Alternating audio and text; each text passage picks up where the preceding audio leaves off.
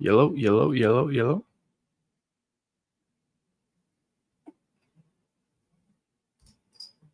Yellow, yellow, yellow, yep. Yellow. All right, perfect. All right, boys. So decided to hop on a quick live stream, talk to you guys a little bit about some bets. I know last live stream I was talking about potentially talking about some bets if you guys are interested, some free plays, some plays that I think are good. Also talking about some news that came out, any questions that you guys may or may not have. That also would be fun and would be fun to talk about. So, yeah, let me just give you guys a few seconds to get in and we will start. Let me just see. Let's see this. And we will start. Okay, perfect. Everything looks good. And, yeah, sorry, bear with me for a second. Sorry. Let's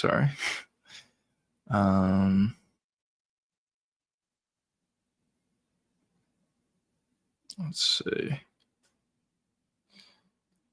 All right. Yeah, we're good to start. So, first thing I wanted to talk about is Paulo Costa versus Kopylov is off. Not super surprising, to be honest. Paulo hasn't fought in a little bit. And it seems like all of his fights post that Izzy fight have not gone well, or he just has not been active at all. So that's unfortunate. Kind of was a fun fight, to be honest. Another great fight to the UFC 317 with Oliveira and Ilya. International Fight Week, which is another addition to it, but fortunately, that is off. So yeah, so upcoming this week, this is the schedule we got. We got Jamal Hill Roundtree at the top of the ticket. I talked a little bit about this before. I'll get into a little bit more in my breakdown and reasoning or whatever when I talk about some bets. But yeah, that's what we got for the main event. Co-main's real good. This fight is really good. Curtis Blades, obviously, should be a fun fight. We got Orabai, also should be a fun fight. Sadikov versus Moda. I think this is going to be a very entertaining fight. I think both guys are pretty good. But one thing I do know is both guys are going to be willing to bang. So that should be fun to watch for sure. And Sadikov is, in my opinion, is a guy who's really, really good and is only getting better. We have Naimov, who's a very aggressive fighter, let's say, so that should be exciting. Oban Elliott, all right. The Iron Turtle, that's always fun. And we got a couple women's fights, and then we got Tajir, should be fun. He hasn't fought in a while. And then we got Hemdi versus Muhammad Usman. That should be okay. Probably a decent amount of failed takedowns in that fight. But yeah, so that's the overall card that we're looking for this next week. But let's take a look quickly at some of the bets that I like. So, starting off with that main event, we have Khalil Roundtree at minus 140, Jamal Hill at plus 110. Some guys may think, okay, there's some value in Jamal Hill. You get him at plus money, a big power puncher, which may or may not be true. But in my opinion, I have a video coming out about this soon, and I talked about this a little bit on a live stream before. But I think Roundtree should win this fight, and I think he will. I just think he's significantly faster than Jamal Hill. Yes, he has the power to worry about. Yes, he has that left hand to worry about. But outside of that left hand, maybe a jab left hand, there's not much to worry about when it comes to Jamal Hill. So I think Roundtree is going to be able to utilize his speed, his footwork. Although I wouldn't even say Roundtree has amazing footwork. I'd say he has decent footwork. But because Jamal Hill's footwork is so bad, in my opinion, I think the advantage is for Roundtree in terms of his footwork is going to be big in this fight. I think he's going to be able to get out of the way a lot of shots that Hill goes for. And as I said, I think the speed is going to be key. I think he's going to be able to get on the inside. I think he's going to be able to land that big uppercut that he has. I think he's going to be able to land hooks at ease on Jamal Hill. And I think we're just going to see a guy who, for the first few rounds, is going to just be utilizing his speed. You're going to see a significant speed difference. And once we get to rounds 4 and 5, maybe we even see a finish. But my official prediction for that fight would probably be Roundtree via decision. But of course, we'll see. But as I said, I think that speed is going to be key in that fight. So in terms of props or anything, they're not out yet, unfortunately. At least on FanDuel, they're not out. But I think minus 140 is not bad value, to be honest, for Khalil Roundtree, but we'll see. what the movement looks like by the end of the week. Sometimes main events tend to get a little bit closer, especially a fight like this where it's perceived to be a pretty close fight. But I think Roundtree money line is not a bad play, to be honest. Next, we move on to Fiziev and Bahamundes. I think this line moves significantly. I haven't been paying like too much attention on this, but I saw a while ago that Fiziev was like a minus 200 favorite over Bahamundes, and I talked about this a little bit before as well. Fiziev is really good. I think he's really talented. He has great kicks. Tremendous kicks. He has really nice boxing once he gets on the inside. There's a lot of good things that Fiziev, sorry, is able to do. The problem with Fiziev is I just think he's just way too small. I think he's way too small for 155. I don't necessarily think that uh, that he has the physicality for 155. I think if he moved down to 145, he would have way better physicality. I think the shots that he throws would just be a lot more substantial and have a much bigger effect. So yeah, I just think he's too small for 155, and that's the reason why I was leaning towards Bahamundes. But now when you see this line, it seems like the line completely flipped, and Bahamundes is actually the favorite.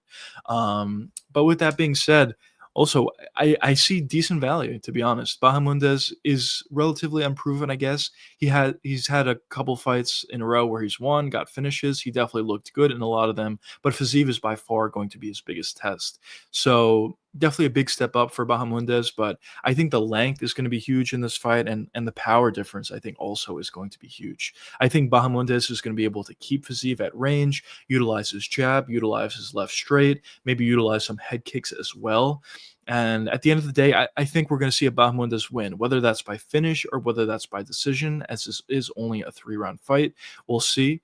But I think the value in Bahamundes is pretty good. And if you had to go with Bahamundes by finish, I also think that's probably a decent bet, or by TKO at least. I think that's a decent bet. But as I said, the props aren't out yet on FanDuel, so we'll see what that number ends up being. I would say, dependent on what that number um, would be whether or not I would take that play. Obviously, if it's like, let's say Bahamundes TKO is like plus 400 and above, I think that's pretty good value in my opinion. But if it's like 300 or 250, something like that, I don't know. Probably not great. I don't know what it's going to be. I guess we'll see. But we'll see what the value ends up being over there. Next fight, we have Orabai. I think Orabai is going to win, but I think minus 170 is probably too much of a premium on that, and I think I'm not going to touch this specific fight. But then moving on to Curtis Blades. Once again, I think Curtis Blades is going to win this fight. I think, they're signing this guy, and his first fight is against a top 5 guy. I also talked about in the past, I thought Curtis Blades is a really good fighter. He just lacks the IQ to be the best of the heavyweight division. And when I say the best, I'm talking about Tom Aspinall, John Jones, if he ever fights. But yes, I guess John Jones as well, Cyril Gane. Who else? We have this, so might as well use it. Who am I talking about? So I'm talking about Tom Aspinall, Cyril Gane, Volkov, maybe a little bit, but not as much. I would say those two, Gialton Almeida, and yeah, that's really it, to be honest. This heavyweight division's not great. But what I was saying before is I think Curtis Blades is good enough to beat most guys at the heavyweight division. But when you get into those 3 or 4 guys that I just mentioned, the top level heavyweights, I think that's where he struggles because he lacks the IQ. I think in terms of skill, it's all there. He has really good striking ability. He has good power. He has good speed, especially for heavyweight. He has good wrestling. There's a lot to like about Curtis Blades' game. The only problem with him is IQ. But in this fight against such an opponent that's very new to MMA, or at least new to the UFC, I'll say, I think Curtis Blades is going to be able to handle him relatively easily. I think on the feet, jabs and right straights are going to be big. If he wants to wrestle, I think he will be able to. And I just think Curtis Blades is probably better everywhere. So the value there, minus 295, obviously you're not going to be able to bet that money line. But I think as a possible or a potential parlay piece, if you parlay him up with like one other guy, it could potentially be good. But we're going to look through this card and see if I see anybody else that maybe we can make a parlay off of. But in terms of money line, I would stay away. It's unfortunate that we don't have props out. I would like to see what the KO number is, um, but yeah, we move on.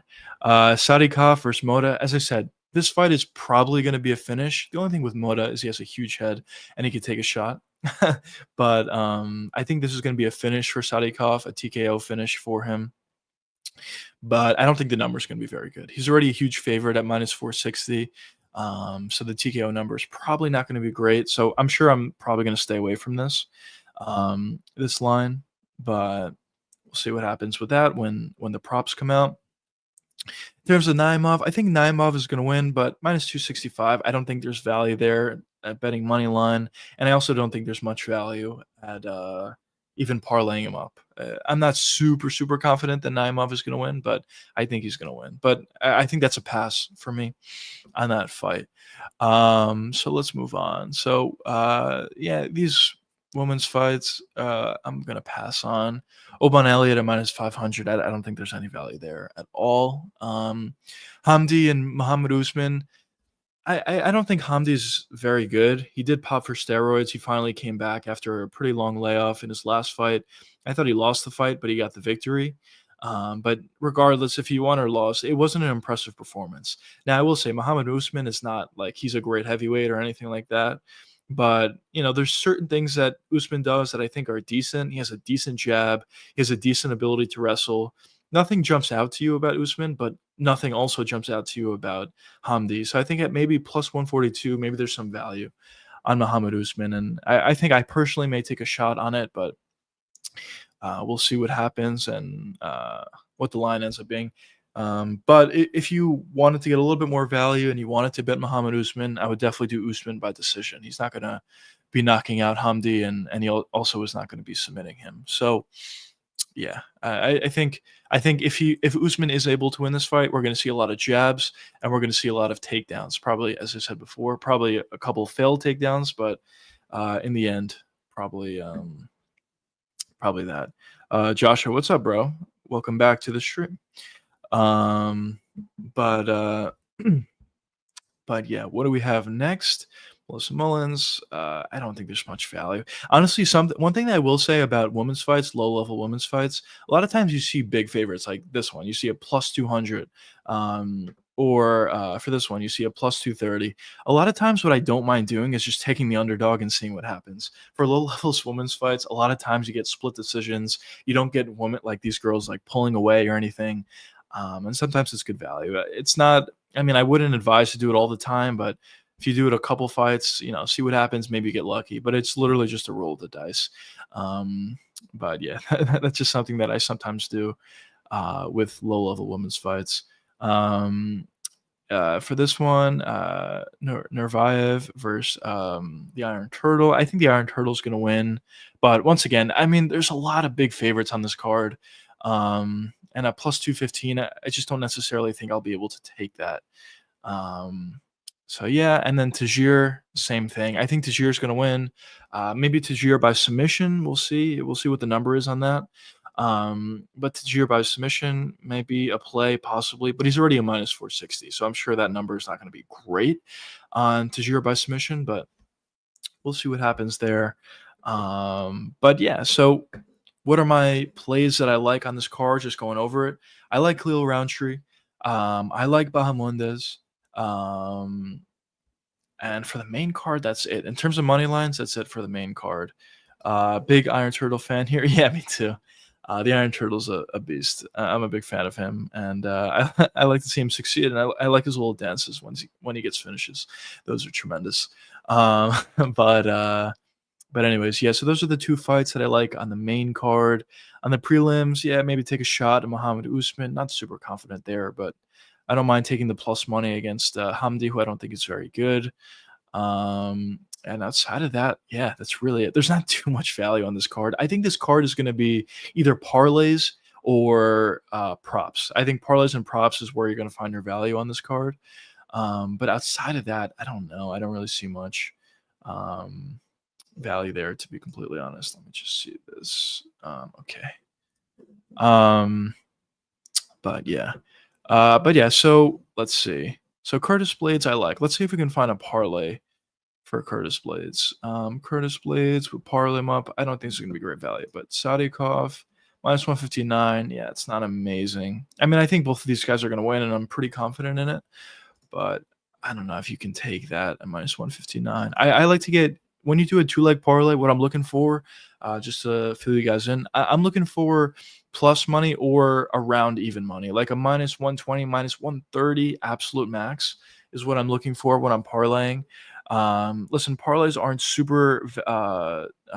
You don't make a lot of money on parlays. They're very hard to predict. You need two things to happen or more, obviously. Usually, I like to stick to two leg parlays, unless I'm going like super long parlays, long shot parlays, and I'm putting barely any money on it. But yeah, that's what I really like to look for. Yeah, but I'm not like super confident in anybody. I mean, I guess Tajir, but it's the same thing. Yeah, it's minus 159.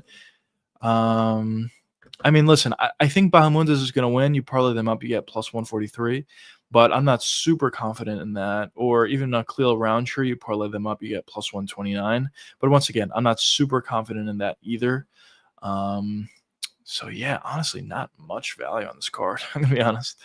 Um, but yeah, for them, not too much. Let me take a look at the chat if any of you guys said anything. Let's see. I'm just trying to do more stuff here. I'm trying to stream on more platforms. I'm trying to just interact with you guys a little bit more, try to grow some of my pages here. So just bear with me a second. I'm just trying to check a couple of these streams and see if we got anything here. Okay. Let's hop back over here. Just bear with me for a second.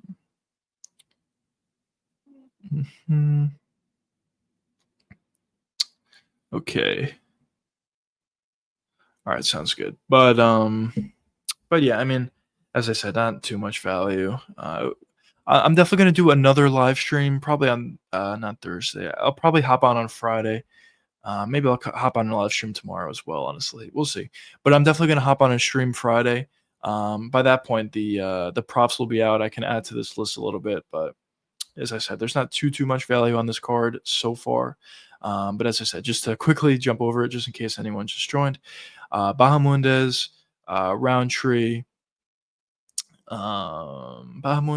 Roundtree, and Usman.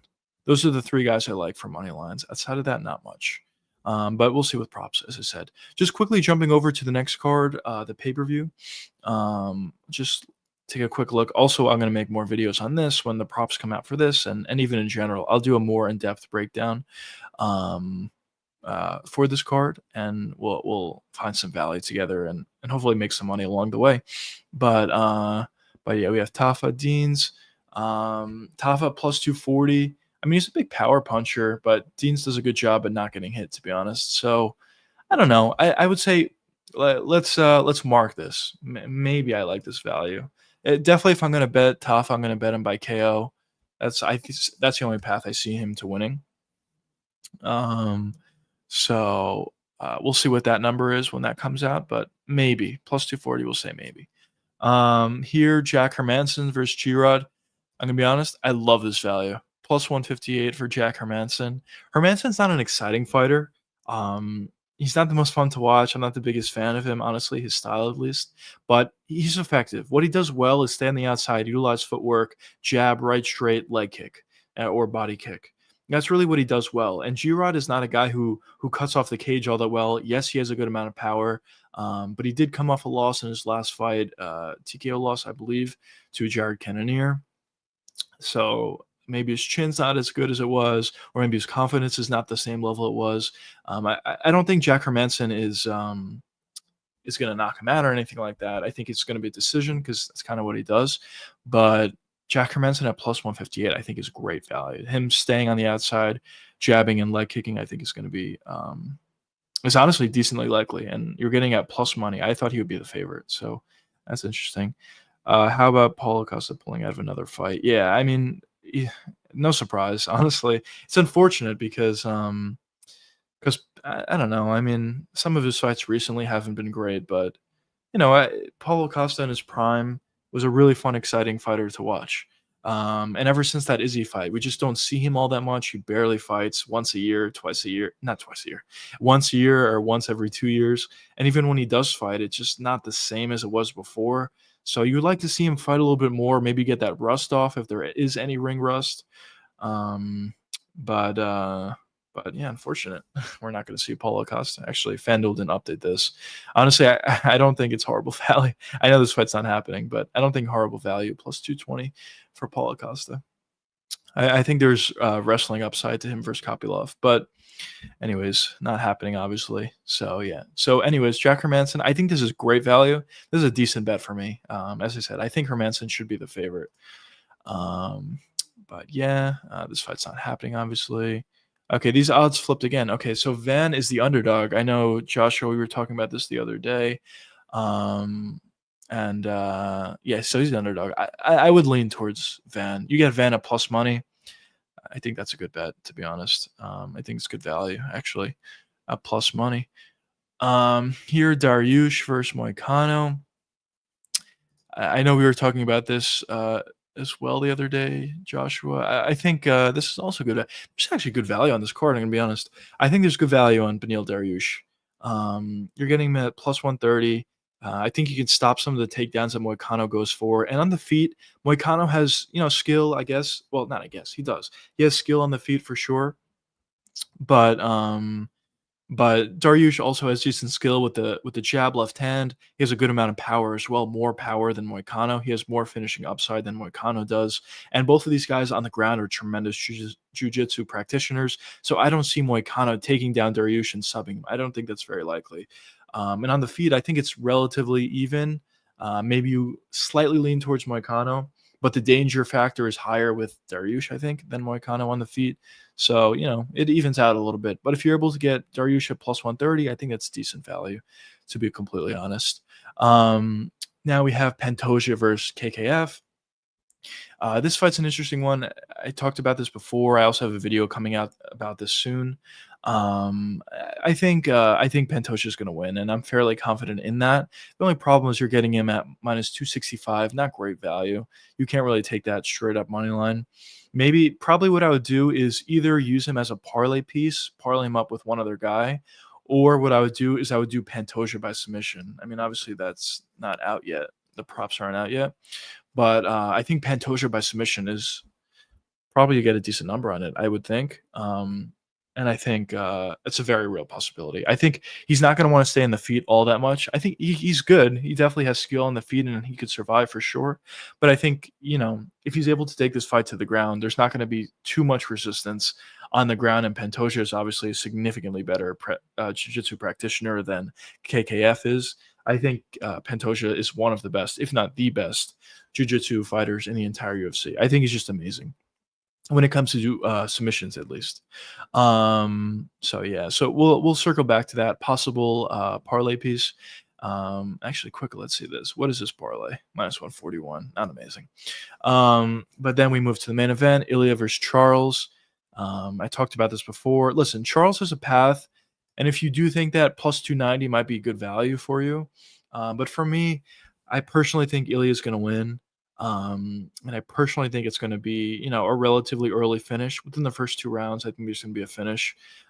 So in terms of minus 410, obviously I'm not going to take that because there is the risk. Charles Oliveira is very good. Ilya is moving up to a bigger weight class. Charles is going to be way bigger than Ilya is. So of course there is those risk factors. But yeah, I would lean towards Ilya, but we'll see what his KO number is. I'm sure it's not going to be great, to be honest. But next week, we'll once it gets later into next week, we'll see what the numbers are. What the number is. Do you think Pantoja should be higher in the pound for pound? 100%, 100%. I do. Let's quickly move over to the pound for pound rankings. Here we go. So currently, Pantoja is number 10 in the pound for pound rankings. A champion who has how many defenses does he have? Pantoja. Let's see. He got the belt against. It wasn't this far back. When did he get the belt? He got the belt against Moreno. I believe this is when he got the belt. So he got the belt here. So he beat Royval. That is one title defense. title defenses against Kai, 3 against against Usyk, sorry. So he has 3 title defenses, um, and his next fight is against KKF for his 4th title defense. So yeah, 3 title defenses. But on top of that, let's quickly go through the division. On top of just the defenses, look at the guys in this division. Look at all these. He's beaten all of these guys. He beat Royval twice or 3 times, maybe with the Ultimate Fighter. I'm not sure, but twice in the UFC. He beat Moreno 3 times, including the Ultimate Fighter. Albazi, I don't believe he fought Albazi. Did he fight Albazi? I don't think so. Let me take a look though. Where is he? Albazi. Let's see. No, he definitely didn't. All right, so no, he didn't fight Albazi, but Albazi doesn't appear to be a legitimate title contender. Then after that, you have KKF, who he's about to fight. Tesoro Taira, he didn't fight, so that could be maybe another contender, but he is coming off a loss. Manal Kopp, he did. Perez, I believe he did. Not sure actually, but listen, he's not a legitimate title contender, I don't think. Amabayev, I think he is a legitimate title contender. We'll see. Steve Usyk, he beat, and a lot of these guys actually are on the come up. And Kaya Sakura, this is crazy to think about actually. Kaya Sakura's last fight was against the belt. Now he's the number 15th ranked guy. It's kind of crazy to think about. But yeah, I mean, listen, he's been very dominant. He's fought a lot of these guys in the division. He's basically beat almost everybody. I know there's a couple guys that I touch upon that he didn't fight yet, but I think a lot of the guys that I mentioned that he didn't fight yet are guys that I don't consider legitimate title contenders. So yeah.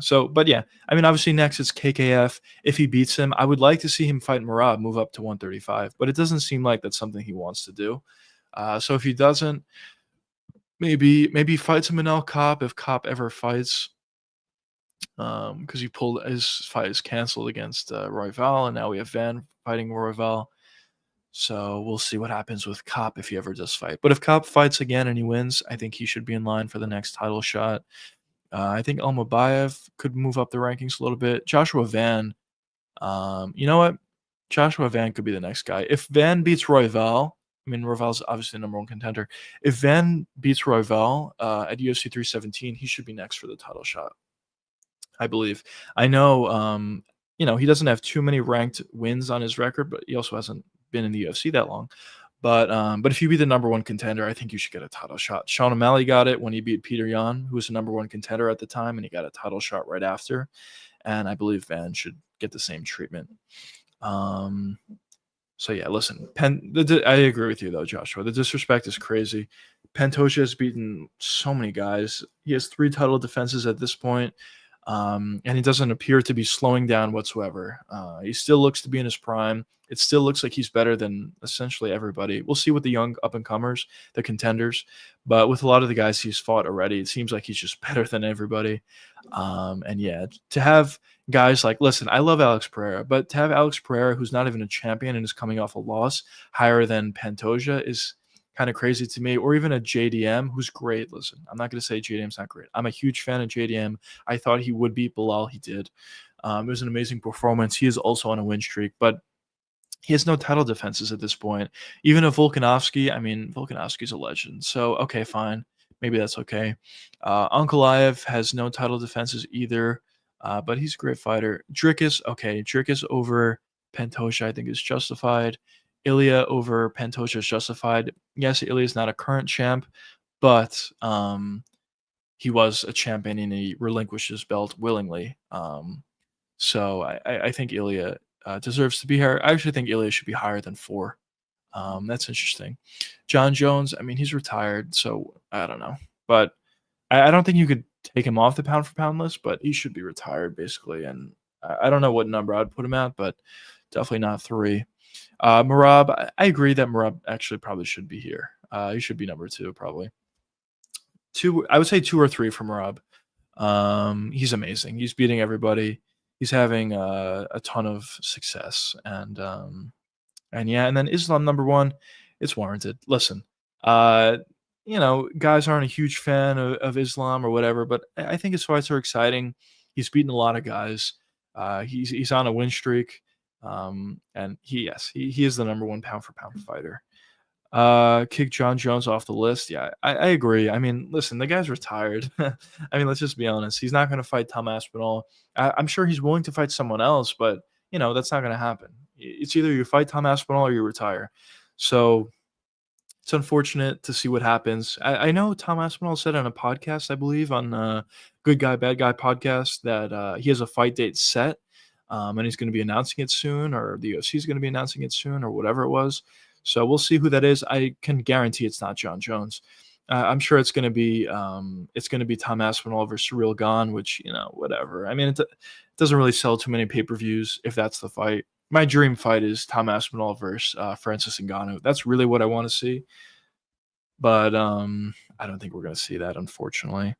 Why are Max and Ilya still ranked at featherweight? Max, you have a good point on, but Ilya, because he hasn't fought yet. At he hasn't fought yet at 155, so that's why he's ranked there. But yeah, it is interesting to see actually. Ilya's ranked number 3. It's odd, and he KO'd Max Holloway. And Max Holloway's the number 1 contender. That's weird. Yeah, why is Max Holloway the number 1 contender at featherweight? That's weird. Um, but yeah, that's interesting. Also, just thinking about it now, Yair might get the next title shot against Volkanovski. This guy's on a 1-fight winning streak, and he's the number 5 ranked guy. And he's a guy who lost to Volkanovski in the past and got finished by him. I just don't know what the UFC is doing sometimes. It makes no sense, in my opinion, but what can you do, I guess, right? Let's hop here quickly. Okay. Sorry, I was just checking something. But yeah, that's odd, to be honest. Going through this, what do we got here? Islam's still ranked at lightweight, but obviously still the champion. We'll have Ilya and Charles duke it out to see who's the next champion at 155. Well, let's play matchmaker a little bit. We got some time. Why not? So if Ilya beats Charles and he's the champ, who should be next? Let's see. I would probably go with. Well, I talked about this before. This is my dream matchup, but I don't think this is likely. I think next would have to be Armin. So okay, Armin should probably be next. If Ilya wins a shot, or if even Charles wins a shot. If Charles wins the belt, Armin has to be next. They have to do that rematch. They'll do it for the belt. It'll be 5 rounds. There'll be no questions on, if it was another 2 rounds, Oliveira was going to win that fight, or if it was another 2 rounds, it would have been more dominant for Saryukin. A lot of people thought Oliveira won that fight against Saryukin. I'm one of those people. I thought Oliveira won that fight, but yeah. So if Charles wins, it has to be Armin. If Ilya wins, I think it still has to be Armin, just based on the timeline of everything, unless the UFC wants Armin to fight one more time. Then it gets interesting because he hasn't fought yet. But this is the dream scenario that I was touching upon before. If Ilya beats Charles, I think you do Paddy Pimblett and Gaethje. I know Gaethje says, I want a title shot or I'm retiring. He's obviously not getting a title shot. So he's going to have to fight one more time if he wants to get that title shot. So in my opinion, I do Paddy versus Gaethje. You put Paddy against a guy who's a legitimate top 5 contender in Gaethje. I also think it's the most winnable fight within the top 5 for Paddy Pimblett. And if Paddy is able to win against Gaethje, I think you give him a title shot at that point. I know. Listen, I know he's what do I want to say? He's probably getting star treatment a little bit. He hasn't fought too many times in the rankings at 155. But listen, if you beat Justin Gaethje and you give him a title shot, I don't hate it. They think he's a star and everything, and I get it. And especially if Ilya was the champion, that's a huge fight between the two. I think you could sell a lot of pay-per-views. You do that in Spain. You do that in the UK. One of those locations. The crowd is going to be amazing, especially if it's in Spain. If they finally go there and Ilya is the champion against Paddy Pimblett, who they have a lot of beef with each other, I think that's an amazing fight that you can put together, sell a lot of pay-per-views, and I think it makes a lot of sense. Why are Max and Ilya was still ranked? Oh wait, no, I think I already read that. Never mind. Sorry, but yeah. Yeah, I mean that's what I would do personally. But yeah, we'll see what happens. So yeah, we talked about the Roundtree card. We talked about the Ilya card, at least a little bit. I mean, you know, just to go over my picks, anyone who wasn't here prior: Ilya, Pantoja, Van, Dariush, Hermanson. I don't know, probably Tracy Cortez, I guess. I'm not sure. Wait, what? Oh, they don't have all the fights here. They do not have all the fights here.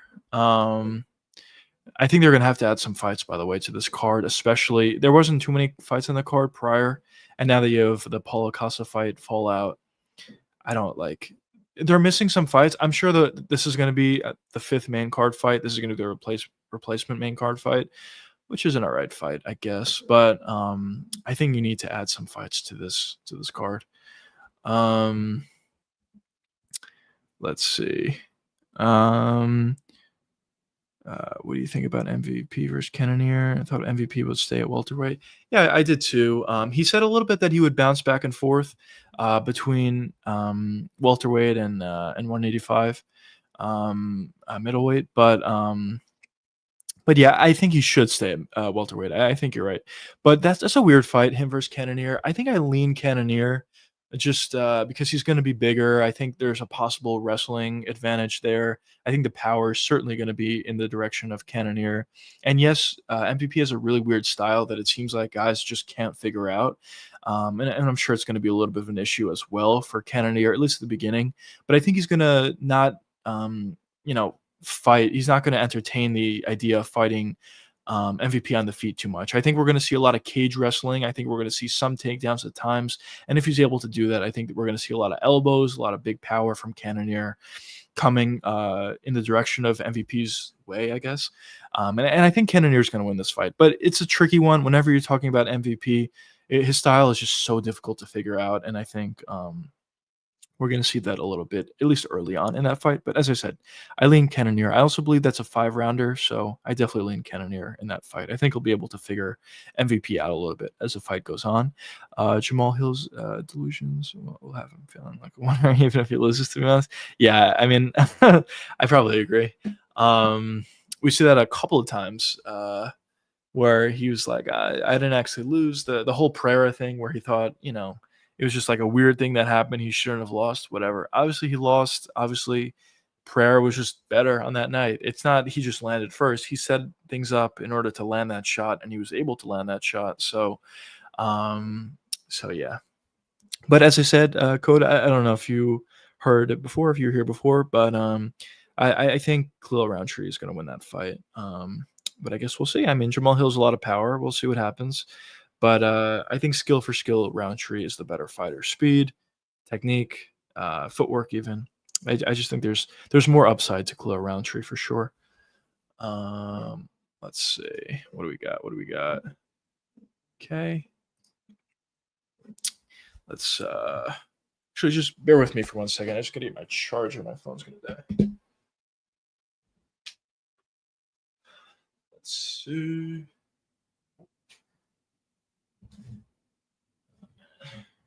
Move you guys over for a second.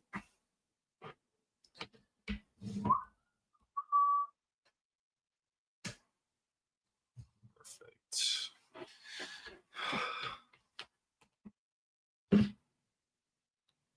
Now we're good. Am I still in the frame? That's the question. Let's see. San. All right, let's full screen this. Oh, man.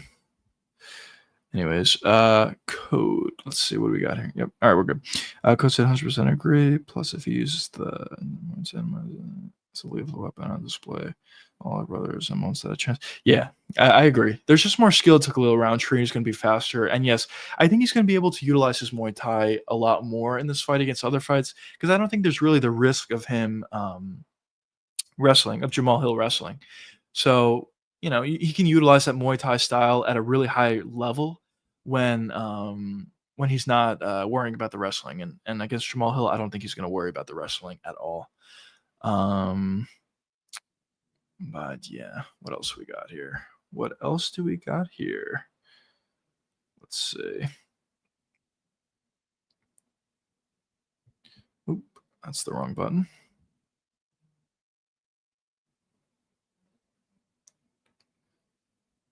So, what's up, guys? Post game. What does this mean? Okay, never mind. Yeah. So, if you guys on Twitter, on Kick, or of course on YouTube, if you guys have any questions, just feel free to let me know. I'll answer all your questions.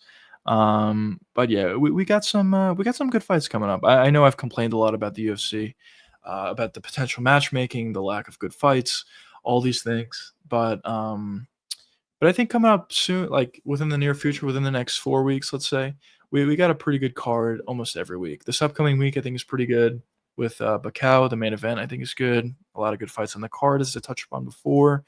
317 is obviously really good. I think they do need to add another fight to that card, as I said. Even the fight after that, the Teixeira versus Derek Lewis, I think that's a decent fight. I think Teixeira wins that fight. And even the rest of the card is decent. So that's not too bad. And luckily it's in the Apex. It's not in the Apex. Sorry. Um, sorry.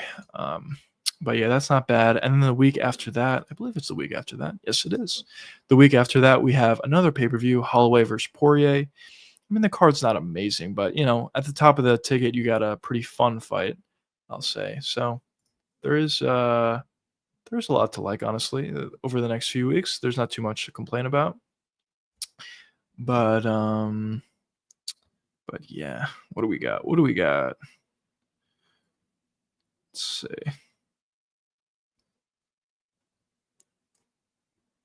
Oh, man. I was trying to. This is unrelated, but might as well. I was trying to upgrade the setup a little bit here because now I'm just using my phone and I have to like switch between a bunch of platforms because I started um, streaming on a bunch of different platforms.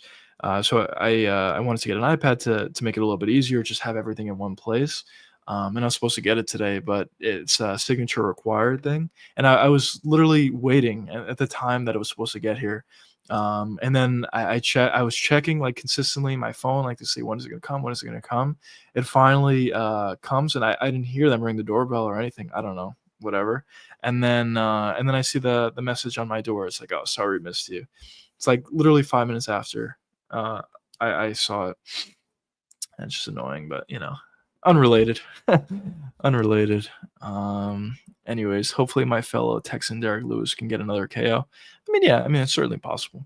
He has a ton of power and yeah, we'll see what happens with Derek Lewis for show.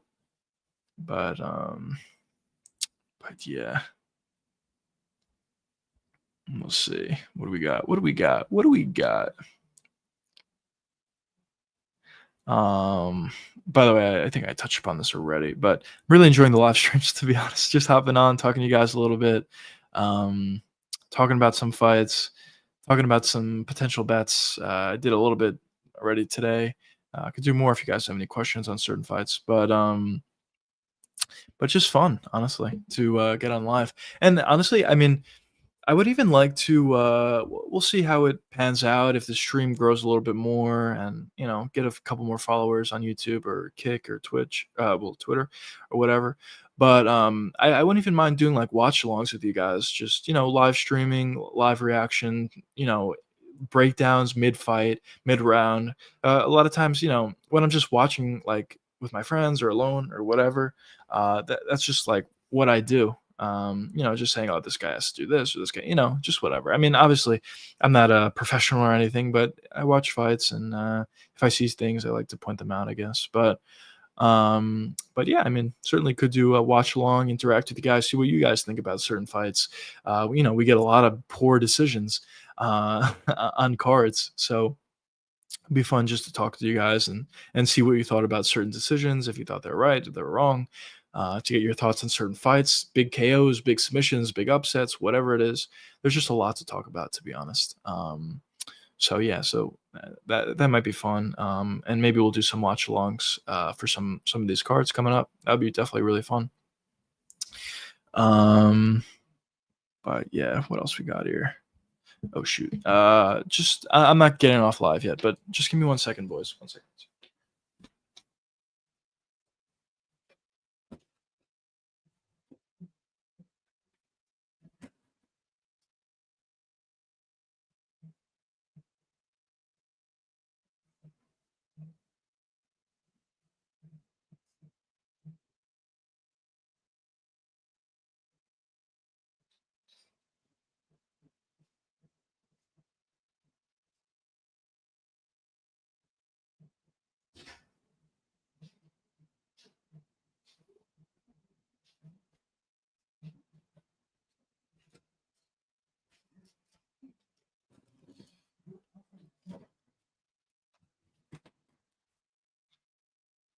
Little food, boys.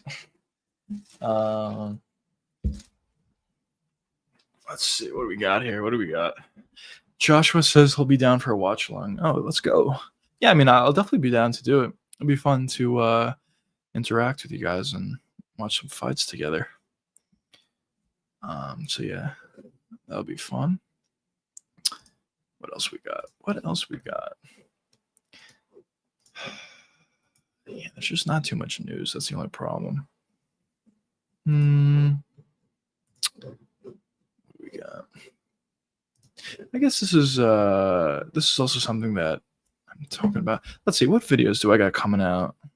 So as I said, just talked about a couple times. I got videos posting every Wednesday and Friday, 2 p.m. Eastern time. So be sure to check those out. This week we got, what do we got this week? We have a breakdown on the Khalil Roundtree Jamal Hill fight, but for those of you watching the live stream, you know that I'm leaning with Khalil Roundtree, and we got a Joshua Van video coming out as well. Some things to look out for. Let's see.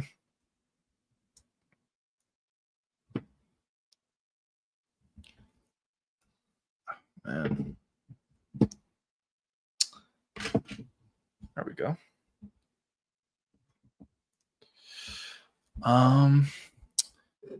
But yeah, what else? What else we got?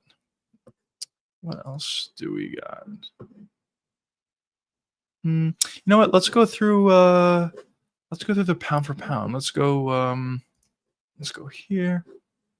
Let's go here. All right. Let's make our own pound for pound list. If you guys have any suggestions, be sure to let me know in the comments. This is who I think should be the pound for pound on the pound for pound list in order. Number 1, Islam. I have no problem with that. Number 2, Merab. I think I would leave Merab there at number 2. Number 3, I got Ilya. Number 4, I have Dricus. Number 5, I have a little bit of a tricky one. At number 5, this is what I would say. I would say either Volkanovski or Pantoja. That's who I would say. Let's go. Well, yeah, I mean, Volkanovski lost once. He was super dominant. He lost one time to Ilya, and then he won the belt back. All right, let's put Volkanovski. Volkanovski at 5. At 6, I'll put in Pantoja. At 7, I'll put in I'll say JDM based on the win streak. So I'll put JDM at 7. At 8, I'll put in Ankalaev. At 9, I'll put in Aspinall. And the reason why Aspinall would be so low, I mean, he's currently number 11. But even on my list, he'll be very low. The reason why he'll be at number 9 is because he's not a champion. Now, it's not his fault, obviously. He's an interim champion. He's been waiting forever. But that's the reason why I would have him so low at number 9. At number 10, I would have number 10. I would have I think Alex Pereira. I think that's fair. He hasn't fought in a little bit actually, but he only lost to Ankalaev. So yes, at 10 I'll have Pereira. At number 11, I would put in who's good. Number 11, let's say number 11, I'll say Charles. I'll say Charles at number 11. Number 12, I'll say Max. That's fine. Number 13, I will put 13. I will put Armin here actually. 13, I'll put Armin. Number 14, I'll put Bilal. And number 15, I will put. Is there someone? Oh yeah, I took out John Jones. So number 15. Let's go throughout this. Joshua says Islam, Merab, Ilya, Pantoja, Dricus. I don't hate that. I definitely agree with Islam, Merab, Ilya. Pantoja I have a little bit lower on my board, but at 4 I don't hate it. Listen, he's been super dominant.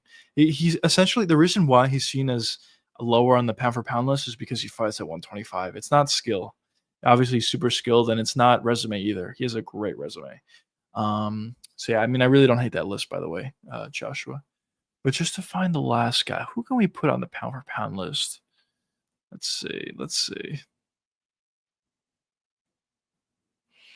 Oh, Hamzat. How did I miss that? Yeah, Hamzat. I'll put Hamzat number 15. That's what I would do. Um, I know he doesn't fight too much lately, but I think he's probably the most dominant guy, and even Shafkat is a case for it, I think. But yeah, that would be my list. Hamzat at 15. So let's see.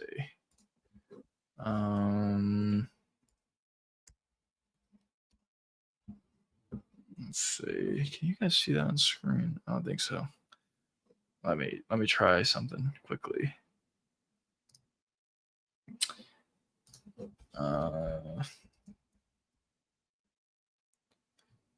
Juicy's pound for pound list. Sorry, I'm just writing this down quickly. Do this. So we'll say, let me go back through this. Number 1, Islam. Number 2, Marab. Number 3, Ilya. Number 4, I have Tricus. Number 5, I have Volk. Number 6, Pantoja. Number 7, I have JDM.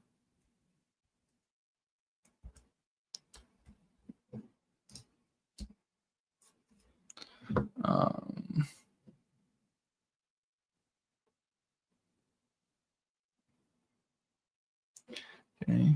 Number 6, 7, JDM. After that, I'll say Unk. Then after that, I will say Alex Pereira. Then after that, then after that, I will say Charles, Max.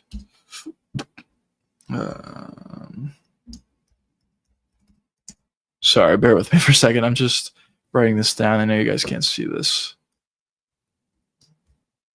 Okay, there's my list. Let's see. How do I get this on the screen? I guess like this? No, not like that. Let's see.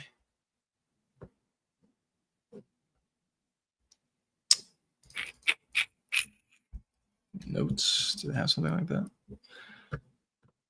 No, bad. Oh, there we go. That works out. There you go. That was interesting, but worked out. So this is my pound for pound list. Just going through it. Islam, Marab, Ilya, Dricus, Volk, Pantoja, JDM, Ankalaev, Pereira, Aspinall, Oliveira, Saryukian, Holloway, and Hamzat. That's who I would say. And I know Joshua talked about his list is Islam, Marab, Ilya, Pantoja, Dricus, which also I don't hate at all.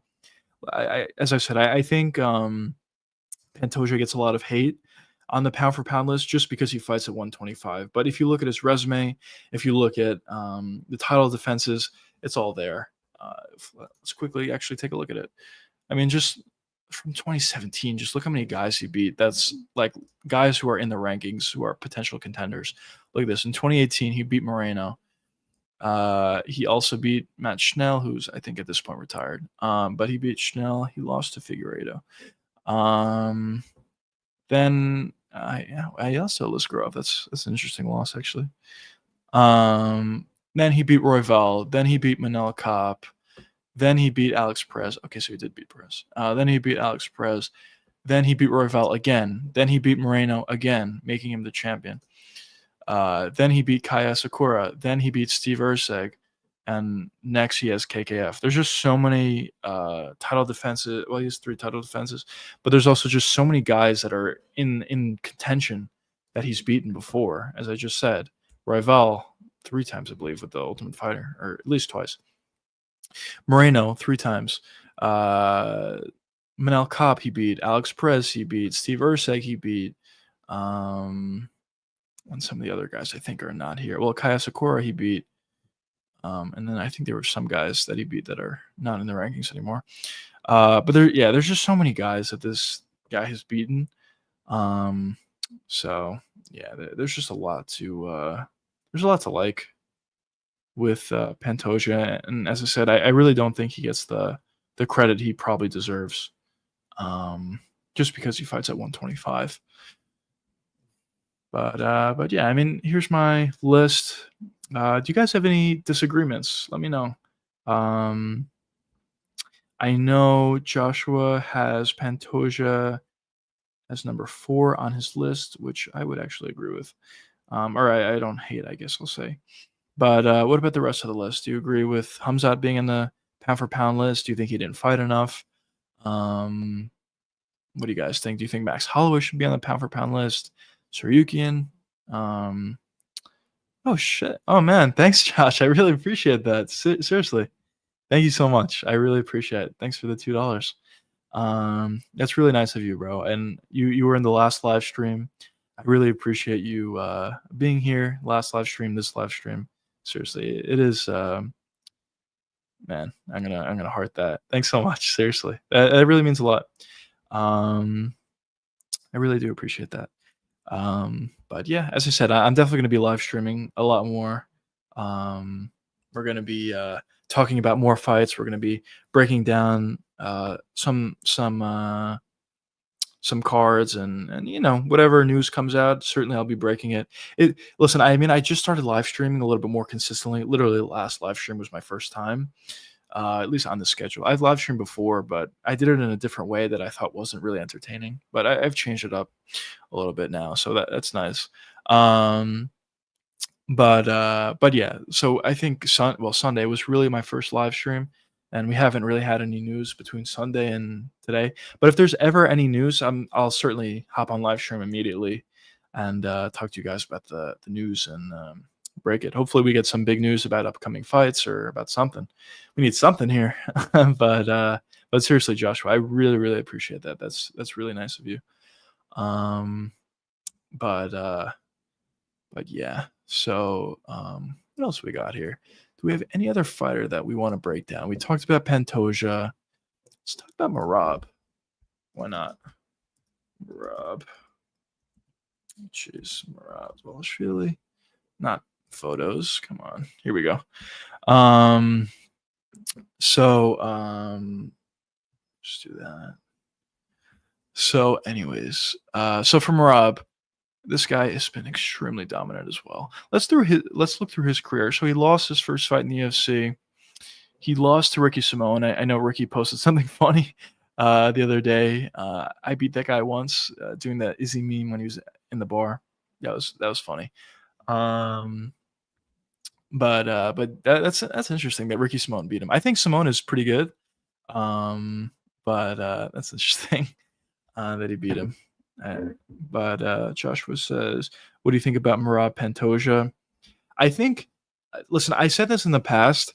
I don't think anybody can beat Merab at 135. I think the only way you beat Merab is if you have that one-shot knockout power, and you get lucky. You have to have those two things together. If you're like a decent wrestler or even a good wrestler, and you're a decent striker or a good striker, I really don't think you have a chance against Merab because it's not even that he's the greatest wrestler in the world. The thing is, he just tires you out. He'll shoot a bunch of takedowns. He doesn't even have to get it. Look at his fight against um look at his fights. Look at his fight against Aldo. He didn't get one takedown in that fight. He still won.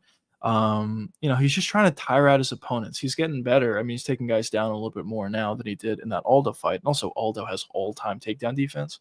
But still, he's getting better as well from that. But it's just when you fight Merab, you're fighting at his pace. He's consistently shooting takedowns. Even on the feet, he's getting better with his striking, and I think we saw that in the Sean O'Malley fight.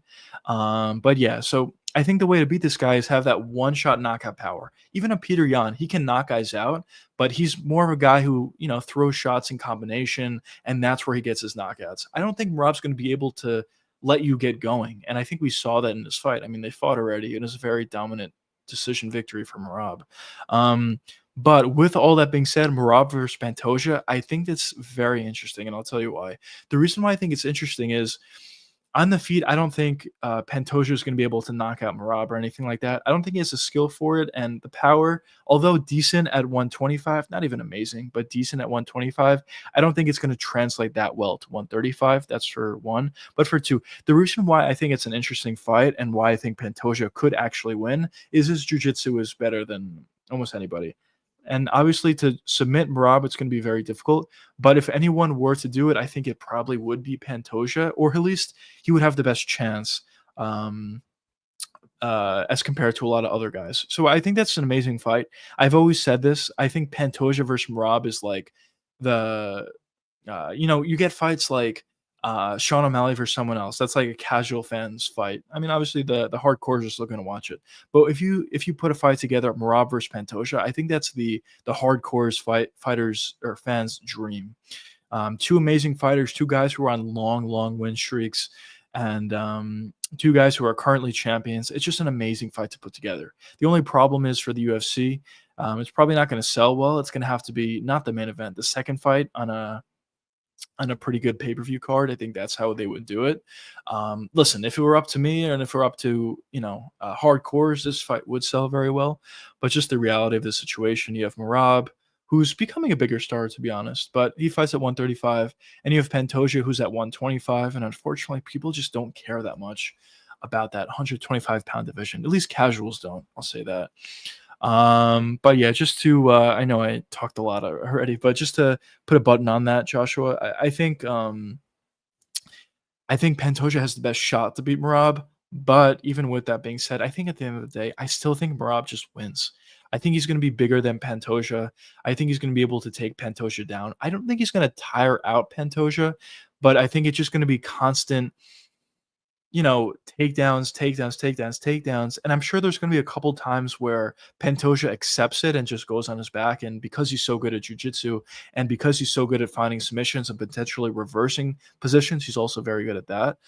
He's going to allow the fight to go to the ground. But with that being said, I just think Merab is going to be a lot stronger as well.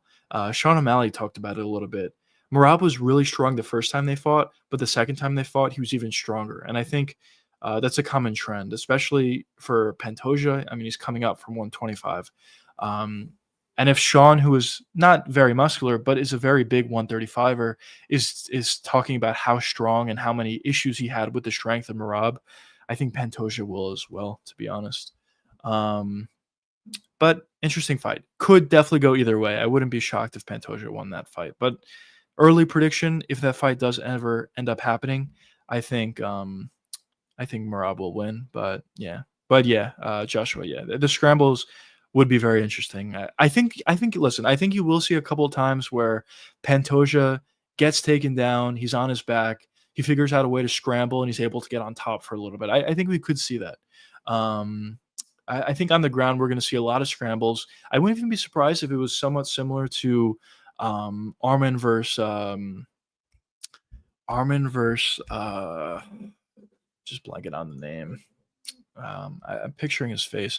Armin versus Gamrot, where if you guys saw that fight, the scrambles in that fight were insane. I think the scrambles in this fight as well could be very similar. Merab versus Pantoja, to be completely honest. So it'll be fun. Both of these guys, yeah, they do wrestle a lot, or at least maybe not as much Pantoja, but Pantoja does wrestle, and Merab certainly does wrestle a lot. But I think it's like a fun wrestling, at least in my opinion. And I think the scrambles are going to be really fun, as I said. But anyways, let's go through his career. So he beat Brad Katona, who recently just got cut, actually. But it's a fine win, I guess. Beat Dodson, who's not in the UFC anymore. Lopez, not in the UFC anymore.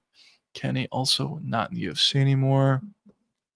He beat Marlon Moraes. This is a great fight. He almost got knocked out and then gassed out Moraes and knocked him out, or TKO'd him, really, in that second round. That was a great fight. He beat Cody Stamann. Stamann is kind of, I don't think he's ranked, actually. Let's see. Is Stamann ranked? I highly doubt it. No, he's not. But, I mean, man, there we go. But, I mean, he's an all right fighter, I guess. Then he beat Jose Aldo, the biggest test of his career at that point. Not much action, but he won. He definitely won. It was really just holding Aldo on the cage for 3 rounds. But whatever, he won. This was his most impressive performance, actually, not of his career, but this was an amazing performance. He beat Peter Yan, a former champion that's had so much success in the UFC. Peter Yan's amazing. Um, and uh, and Merab not only beat him, he dominated him. He beat him every round. It was a 50-45, clear 50-45. Um, and he even landed some damage. At that point, there was the criticism that Merab doesn't really land damage. He just shoots for a bunch of takedowns and weaponizes his cardio, which is true for the most part. But in that fight, he landed a little bit of damage, to be honest. Then he moved on to 2024. He got his he beat Henry Cejudo. He lost the first round. He almost got dropped, or maybe he did get dropped. He got hurt. I don't know if he got dropped or not, though. But that was an interesting fight. What do we got here? Let me just quickly check this. Sorry, boys. All right. Let's move on here. There we go. So after that first round, after he got hurt in that first round, really dominant decision for Merab. So that was an amazing fight for him. He beat Sean O'Malley. This was a boring fight, and honestly, it was close. It was a weird one. It was close, but it wasn't. It was close, like it probably was 3 rounds to 2 for Merab, but at the end of the day, like I didn't feel like that fight was all that close when I was watching it. But I think technically it probably was pretty close. I mean, it was 3 rounds to 2, but a win for Merab. Then he fought Umar. This I was touching upon a little bit before. This is Merab's best performance of his career, I believe. Umar was seen as the guy that is going to beat Merab, was seen as the guy who's going to be champion at 135 forever. At that point, he was undefeated. But Merab did lose rounds 1 and 2, yes. But they were very competitive. I thought Merab was showing really good takedown defense at times when Umar was going for takedowns. Even on the feet, I thought he looked decent. He was landing some shots. He was putting a lot more sting on his shots as well. But once we got to that third round, it was completely Merab's game. Yeah, Umar was tired at that point. Merab was shooting more and more takedowns. Round 4, he was completely gassed. Round 5, he was really gassed as well. Although Merab didn't, press forward for the first half of that 5th round, which is interesting. But in my opinion, this is the best performance of Merab's career. He even landed a huge shot and hurt Umar in that 4th round, I believe, or maybe it was the 5th round. I don't remember, but I think it was the 5th round. But amazing performance. And yeah, I mean, this is arguably even a better performance. The level of opponent isn't as high though, so that's something. But yeah, in his most recent fight, he beat Sean O'Malley, and he actually finished him. He submitted him. So the first time he beat him, I thought relatively clearly, but maybe not super dominant. But the second time when he fought Sean, he submitted him. So if Merab's able to finish guys now, yeah, I mean, this guy's just getting better and better. Obviously, he weaponizes cardio. Obviously, if you're fighting this guy, it's very hard to fight. You need to knock him out. I truly believe that. But if he's adding more things to his game, like on the feet, he's adding a little bit more sting to his shots. His technique is getting a little bit better, although still not amazing, obviously. It is getting a little bit better. And on the ground, if he's actually going for submissions, because I do believe he has the ability, but he's consistently making improvements now. If he's able to submit guys, this guy's going to be an absolute nightmare, both on the feet and on the ground, as well as he's going to tire you out. There's just so many things you're going to have to worry about with Merab Dvalishvili. I do really think there's going to be a lot to worry about with him. So that's definitely interesting, and I really don't see him slowing down. I mean, let's see the rankings. Who would be next for Merab? Next, actually, we already know. It's Corey Sandhagen. I personally think Sandhagen has a worse chance to beat Merab than even Sean O'Malley did. I think that's actually a controversial take a little bit. But the reason I think that is, as I said, if you're going to beat Merab, you have to knock him out. And Corey can't really knock anybody out unless he lands a spinning wheel kick or something like that. But in terms of his punching power, it's not there. He really can't knock anybody out. So because of that, I think he has a worse chance to beat Merab. Now on the ground, he has better jiu-jitsu, yes. But I mean, unless you're Pantoja, are you really going to submit Merab? Especially a guy like Corey Sandhagen. He's getting better. His wrestling is getting better. His jiu-jitsu is getting better. But is he really going to submit Merab? It's possible, but I highly doubt it. But yeah, let's go back to the big screen. Let's go here. What's up, boys? So yeah, I mean that's that fight. Um, what else have we got here? What else? Let's see how the kick boys. No, not there. Sorry. There we go. Some boys on the kick stream. Let's check Twitter quickly. We got anybody here?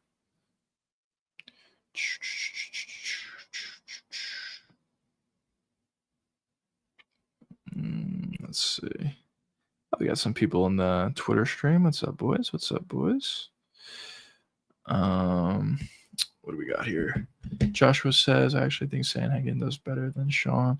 Better scrambles and takedown defense. I mean, listen, yes, I do agree. I do agree that he has better takedown defense, better scrambles on the ground. He has better jiu-jitsu. I think he's going to look to utilize leg locks at times.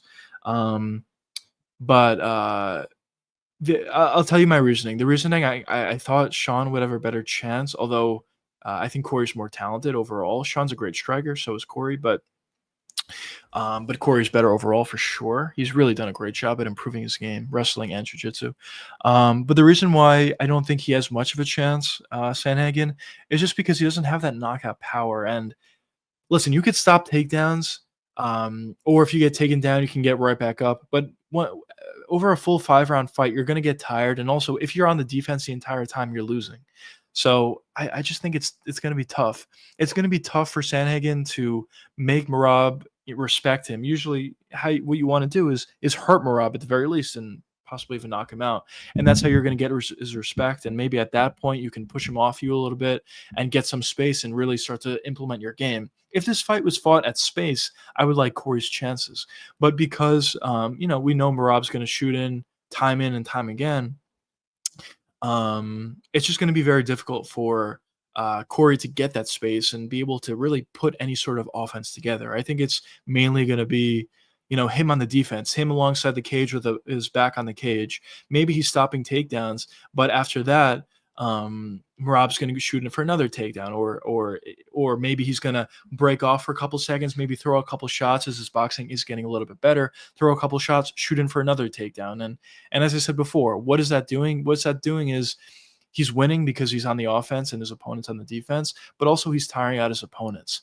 Not saying that Corey has a issue with gassing out, but I don't think you have to have an issue with gassing out when you're fighting Merab. I think Merab is just one of those guys that, regardless of how good your cardio is, it's not going to be better than Merab's.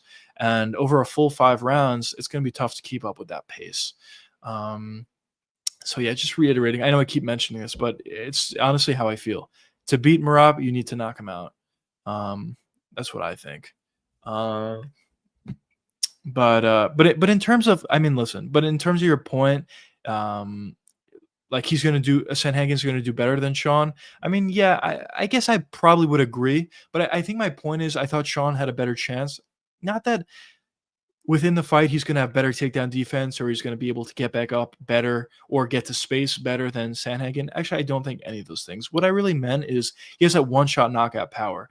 If he's able to land that one shot like he landed on Aljo, like he landed on other guys, I thought he would have a chance of winning. Well, I mean, at that point he would win. But I thought that would give him a better chance of winning as opposed to a Corey Sandhagen that would have that would really need to have sustained punches, sustained combinations being put together to win.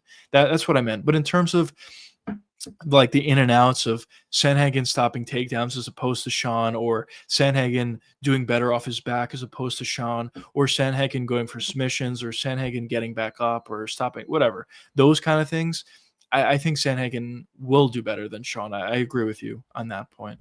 But yeah. So that's my opinions on Merab against Sandhagen at least. Let's just put you right there. So what else? What else do we got here? We got. Let's just go to the rankings and take a look. Let's show you guys my screen. do that. Rankings. There it is. What else? So Islam's next fight is against JDM. I actually made a video on this. Let's plop this up. Boom, boom, boom. YouTube. Let's go to my channel. Studio quickly. Guys, a little insight. Let's see. Yes, I am live right now. Let's see. Where's that video? I think I posted this a long time ago. Did I pass it? Did I not make a video on this? No, I definitely did. Am I blind? Chat, am I blind? Where is... Oh, here it is. Yeah, I am blind. Okay, I did make a video on this. JDM versus Islam. Yes. I mean, obviously by this title, I think you guys know where I lean on that. I do think JDM will win. But interesting fight. Tough fight for JDM. Anyways, Josh says Weili, Shevchenko. I think Weili. I think Shevchenko's good. Obviously a lot of skill, decent wrestler. Obviously a lot of skill on the feet. But I think Weili is just too good. She's more in her prime than Shevchenko is. And she's also really strong. She's not a great wrestler or anything. Maybe Weili will look to utilize wrestling against her. But at the same time, I think Weili is going to be way stronger in there. And her wrestling is getting better. So I think she'll be able to stop takedowns for the most part. And then on the feet, although Shevchenko is very skilled and talented, I think the power difference is immense between these two. So I lean Weili. But listen, there's not too many exciting fights in women's MMA. I think this is one of them that, some excitement. So I would like to see them put that fight together. I know they were talking about it for so long. So yeah, I guess we'll see what happens. Hoping it does work out. But yeah, I mean, outside of that, let's just quickly go to women's MMA. Besides that, the only other fight that I think is entertaining, which seems like we are going to get, is Juliana Pena versus I should end the rankings because she retired, but Juliana Pena versus the Lioness, whatever her name is, blanking out here. But I think that fight is like the only other kind of exciting fight in women's MMA. But yeah, Weili Shevchenko and not Juliana Pena, and Kayla Harrison. But yeah, that's what we got for women's MMA. What else do we got here? We talked about Pantoja. We talked about Merab. Why not? Let's just move on to Volkanovski. So for Volkanovski, it's rumored that his next title shot is not title shot, but his next opponent is going to be Yair, which is definitely undeserving, in my opinion, and also in the opinion of a lot of others as well. But that might be the fight. And if it is the fight, I definitely lean Volkanovski. What it should be is Volkanovski versus Evloev. Obviously, that's what it should be. But it seems like the UFC doesn't want it. They don't think Evloev's entertaining. They don't think he sells well. Whatever the reasoning is, they just don't want to give it to him. So in this fight against Yair, I think Volkanovski wins again, and I think he finishes him possibly. Yeah, well, I don't know if he finishes him, but I think he wins. I'm fairly confident that he'll beat Yair once again. So it's just interesting matchmaking. I mean, you could Evloev obviously is the guy that you should do, but I think there's even guys you can put over Yair. I mean, even listen, Lerone Murphy does not deserve a title shot, but even Lerone Murphy, at least he has a couple wins in a row. He's beating some guys. Even that would make more sense than Yair. Yair's on a one-fight win streak. And a one-fight win streak against a guy from Bellator who's like 40 whatever years old. So it's interesting. So yeah, as I said, Volk's next fight is probably going to be Yair. I think Volk wins. Then it's going to be Evloev. He already has an opponent against the guy from Bellator, Pico, Aaron Pico. I think actually Pico could win that fight, to be honest. And if he does, I think the UFC is going to be cheering because for whatever reason they just hate Evloev.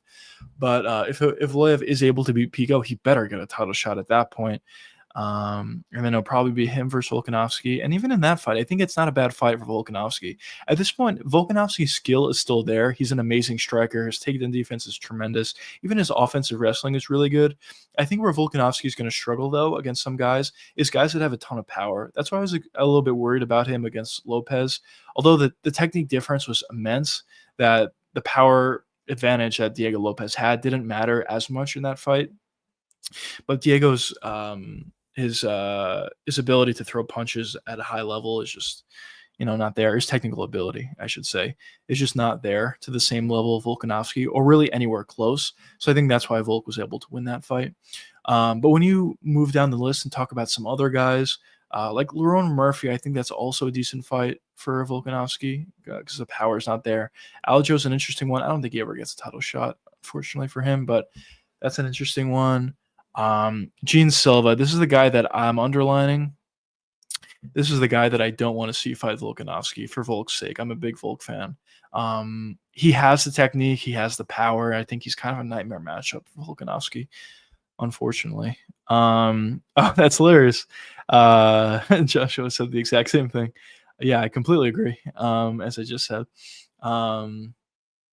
Gene Silva, I think will beat and knock out Volkanovski, unfortunately, and I'm a big Volk fan, so I don't want to see that. But yeah, that's what I think. That's what I think Volkanovski would struggle with. Guys with a lot of power that also have technique, and Gene Silva is exactly that guy. But he is currently the number 11th ranked guy, and he'll probably need some wins, a couple wins, maybe one more win if it's against a top contender, in order to get a title shot. And who knows where Volkanovski is at that point. Maybe he'll decide to retire, hopefully, honestly. Or maybe he doesn't have the belt. We'll see what happens, but I do not want to see Volkanovski fight Gene Silva. I will say that. But moving on to let me just check this quickly. Okay. Moving on to the lightweight. We were actually already talked about that. Welterweight, it's going to be Islam versus JDM. I think JDM's boxing combos are going to be big in this fight. Ilias wrestling is going to be tough, obviously, but JDM just beat Bilal, and Bilal didn't wrestle the way he normally does, but he did wrestle, and JDM has shown improved wrestling defense, takedown defense. I think that's going to come in handy in this fight against Islam, but also I don't think Islam's going to shoot as much as a guy like Bilal does. I'm sure he'll shoot, but it's going to be few and far between as compared to Bilal. But on the feet, Islam is very good. He does have the ability. He is underrated boxer for sure. But I think JDM's boxing is kind of on another level, to be honest. So if they're stuck on the feet together, I like Gene Silva. I like Jack Della Maddalena's chances in that fight. But I'm sure he'll be a huge underdog in that fight. Actually, we could probably take a look. Let's see. Is this fight here? Aspinall versus Jones. That's never happening. Trickus versus Hamza. That's actually closer than I thought. I would bet Trickus though, if I had to. Actually, let's talk about a couple of these now that we have a chance. I also like the value here on De Ritter. Oh wait, I want to do that. Although Whitaker's known for amazing takedown defense, so we'll see what happens. But I don't mind the value there.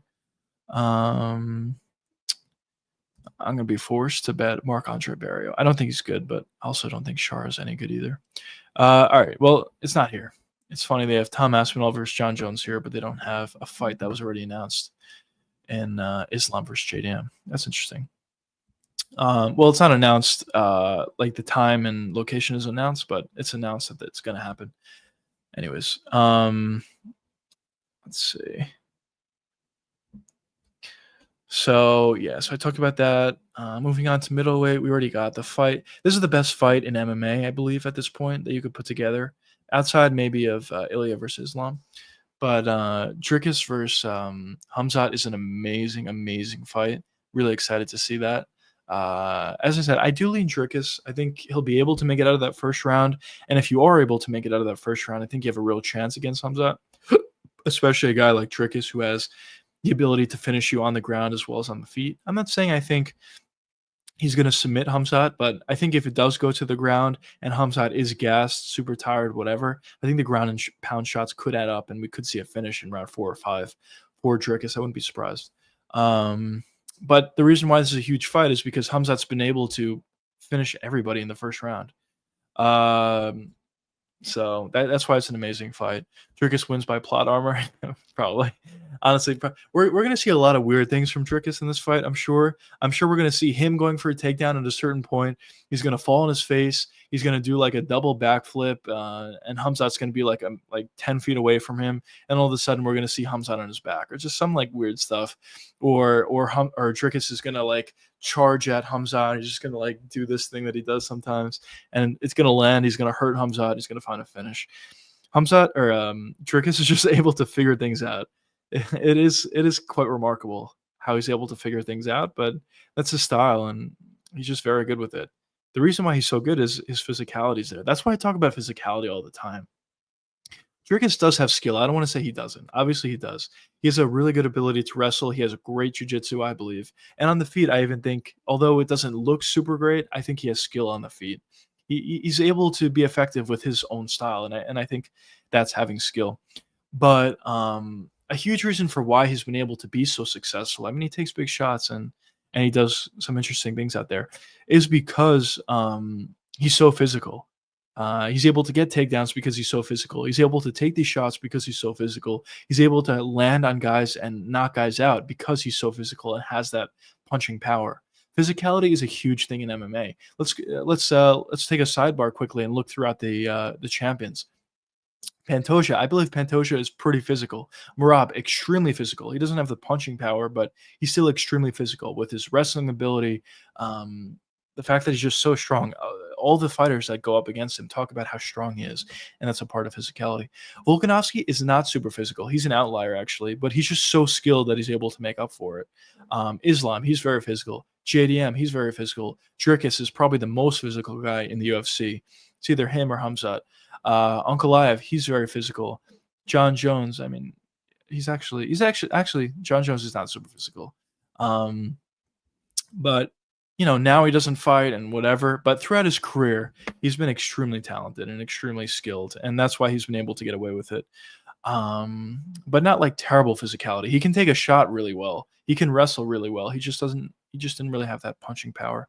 But Tom Aspinall, let's move on to the real champion. Tom Aspinall, he's super physical, like ridiculously physical. So that's why I always talk about it in a lot of my videos, and maybe some guys are tired of me talking about it, whatever, but it's so true. And I think Dricus is a perfect example of why physicality is so important. All these guys, champions, even top contenders, they're all super physical, and their physicality alongside with their talent level and their skill level is why they're either champions or why they've been so successful in the UFC. But moving on to light heavyweight, listen, it has to be Ankalaev versus Pereira, but I'm actually gonna make a video on this pretty soon. Like, where is Alex Pereira? I know he fought so much and whatever, and we haven't seen him for a little bit, and I get it. I mean, he lost and he was fighting so often. He was very, very active, but we haven't heard anything. If he wants to take a break, that's fine, but we just haven't heard anything. And it seems like the UFC doesn't want to put together a different fight. I think Ankalaev versus Yuri Prohaska, I mean, that could be another fight. Yuri is coming off a win. It is only one win against Jamal Hill, but who else are you going to give the shot to? Are you going to give it to Olberg, who I thought lost to Jan Blachowicz? I don't think so. I mean, I personally wouldn't give it to Olberg. And I think if you do Ankalaev versus Yuri, that's a really fun fight. Every fight that Yuri's in is really fun. And I think there's a real chance Yuri could even win that fight. So that's interesting. I mean, if Pereira is going to take a long break, I'm saying, then you can do Yuri versus Magomed. But listen, first dibs has got to go to Alex Pereira. He deserves a title shot. I just don't know where he is. I don't know if he's retiring. Is he just planning on taking a year off, a few months off, 6 months off? Like, I don't know. Actually, let's take a look. Now that we have the time, why not? When was the last time that Pereira fought? Let's see if we can go back here. 316, he did not fight, obviously. 315, he did not fight either. That was Bilal. What was 314? That was Volkanovski. 313, was this it? Yes, this is it. He fought all the way back. Actually, no, all the way back. It's not that long ago. He fought in March of this year. It's fine. He hasn't been out that long, actually. I take it back. But I guess the thing that I'm saying is, um, we're just not hearing anything about it. There's no imminent news of a fight that's coming up soon.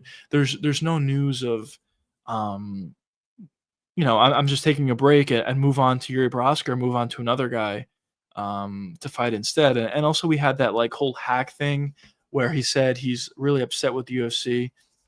I know he said he was hacked. I mean, listen, maybe he was hacked. I'm not totally sure one way or the other, but the only thing that I think is a little bit weird is, it makes a lot of sense. I think at that time, what they were probably doing is they were offering a title shot to Pereira. He said, "I need some time," and then they're like, "Okay, we're going to offer a title shot to, I don't know, Yuri, or we'll offer it to somebody else." And I think Pereira was a little bit hurt by that because he's been so active for the UFC and he's done them a huge service, which is legitimate. I mean, listen, it's legitimate.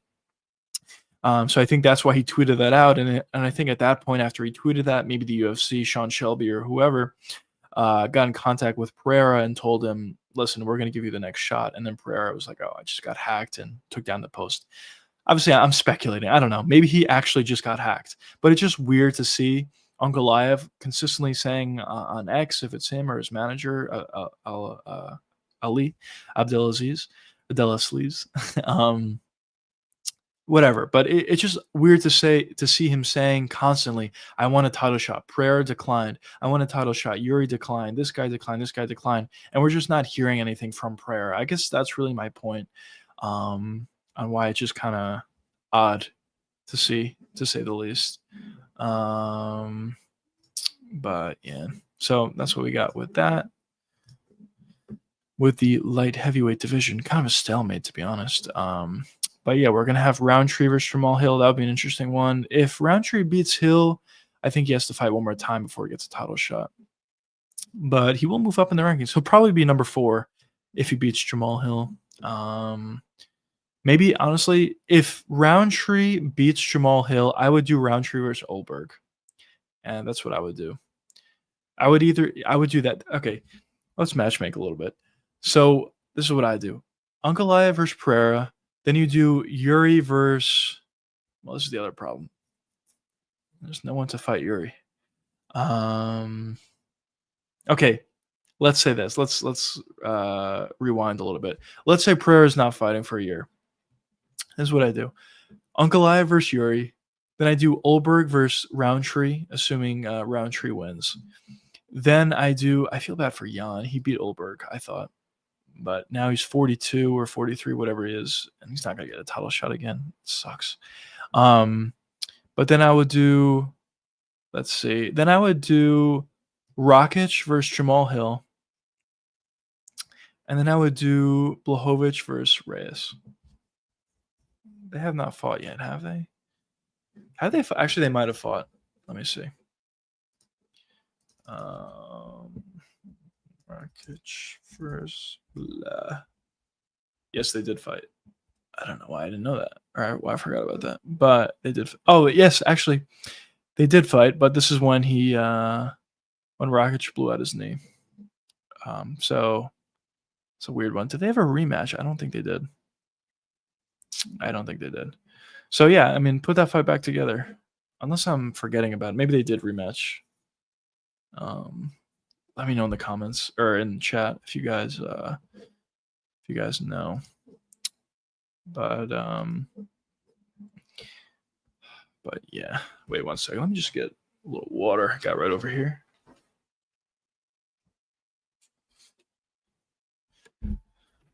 Let's see.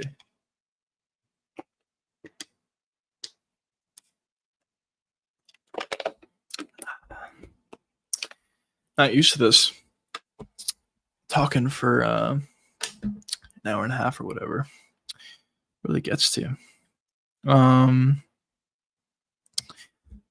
But yeah, what do we got here? Let's see.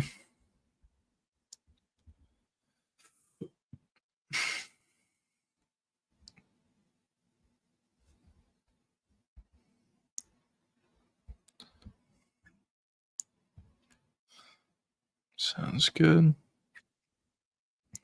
Let's go over. Sorry, I'm just as I said before, I'm waiting for an iPad to make things a little bit easier, but now I'm just using my phone, and I gotta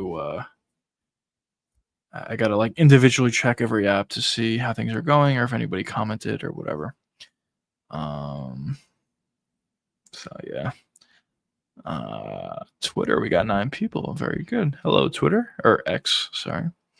Um, and yeah, let's see. Let's go back.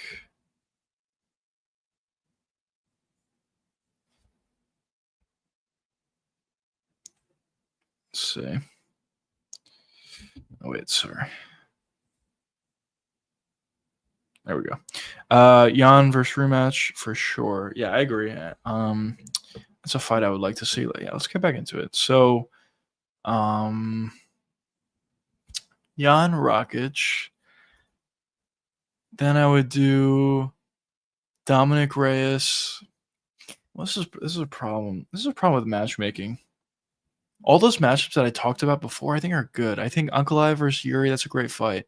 Olberg versus Roundtree, that's a really fun fight. Jamal Hill versus what did I just say? Jamal Hill versus Reyes, did I say? I think that should be good. Yeah, so okay. Let's restart. So Ankalaev versus Yuri, Olberg versus Roundtree, Jamal Hill versus Dominic Reyes. I think that's a fun fight. Then Blahovic versus Rakic, and then you move to the lower class here, where you can put together Big Bang, my boy. You can put him up against Johnny Walker if you want to kill Johnny Walker, but I personally don't want to kill him. So maybe you do Big Bang versus Ozdemir. That's a fun fight. Why not? Big Bang versus Ozdemir. Oh man, I feel like there's a lot of fights you can put together here. I get that. It's not as easy as just saying this guy fight this guy, this guy fight this guy. You have to see what dates work for both guys. You have to see if they accept the fight. You have to see the money situation if they accept it. There's a lot of things that go into it. But I just feel like when you look at a lot of these divisions, there's so many fights that it's like, why are these fights not happening? You can put these fights together. As I said, I get it's more complicated than just looking at a screen and being like, Uncle Live Yuri, let's get it done. This guy versus this guy. I get it. But when you look at these guys, like a lot of these guys don't have fights booked, at least that I know of. And it just seems odd that there's not more fights booked in this division. I mean, Pereira doesn't have a fight booked. Uncle Live doesn't either. Olberg doesn't. Jamal Hill does. Is coming up soon. Blahovic does not. Rakic does not. Roundtree does this weekend. Dominic Reyes does not. Ozdemir does not. Krylov does not. Moisekanov does not, but he just fought. That's fair. Johnny Walker did, but I think his fight was canceled. So, okay. Guskov, I believe he's fighting. Is he fighting this weekend? Let's see. Now I got to go all the way here. Let's see. Is Guskov fighting? Wait. No, he's not fighting. Guskov.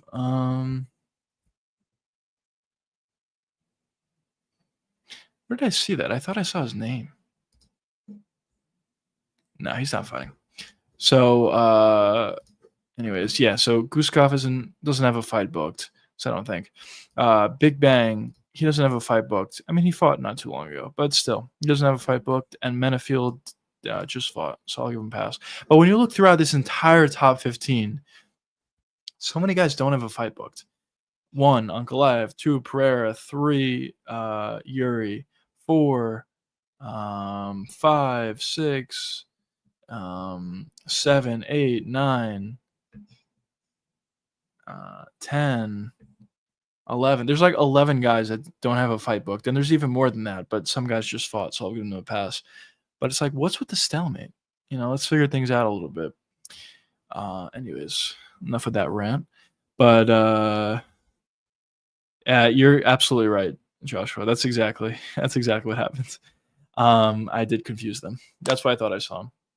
But anyways, yeah. So for heavyweight, John Jones is never gonna fight. Listen, I said this a couple times already, but Aspinall versus Francis Ngannou is the fight to make. That's the fight to make. I think they should put that fight together, but a lot of moving parts. I know Dana's probably not going to want Francis to come back to the UFC. So if I had to guess, I'll probably say it's not going to happen.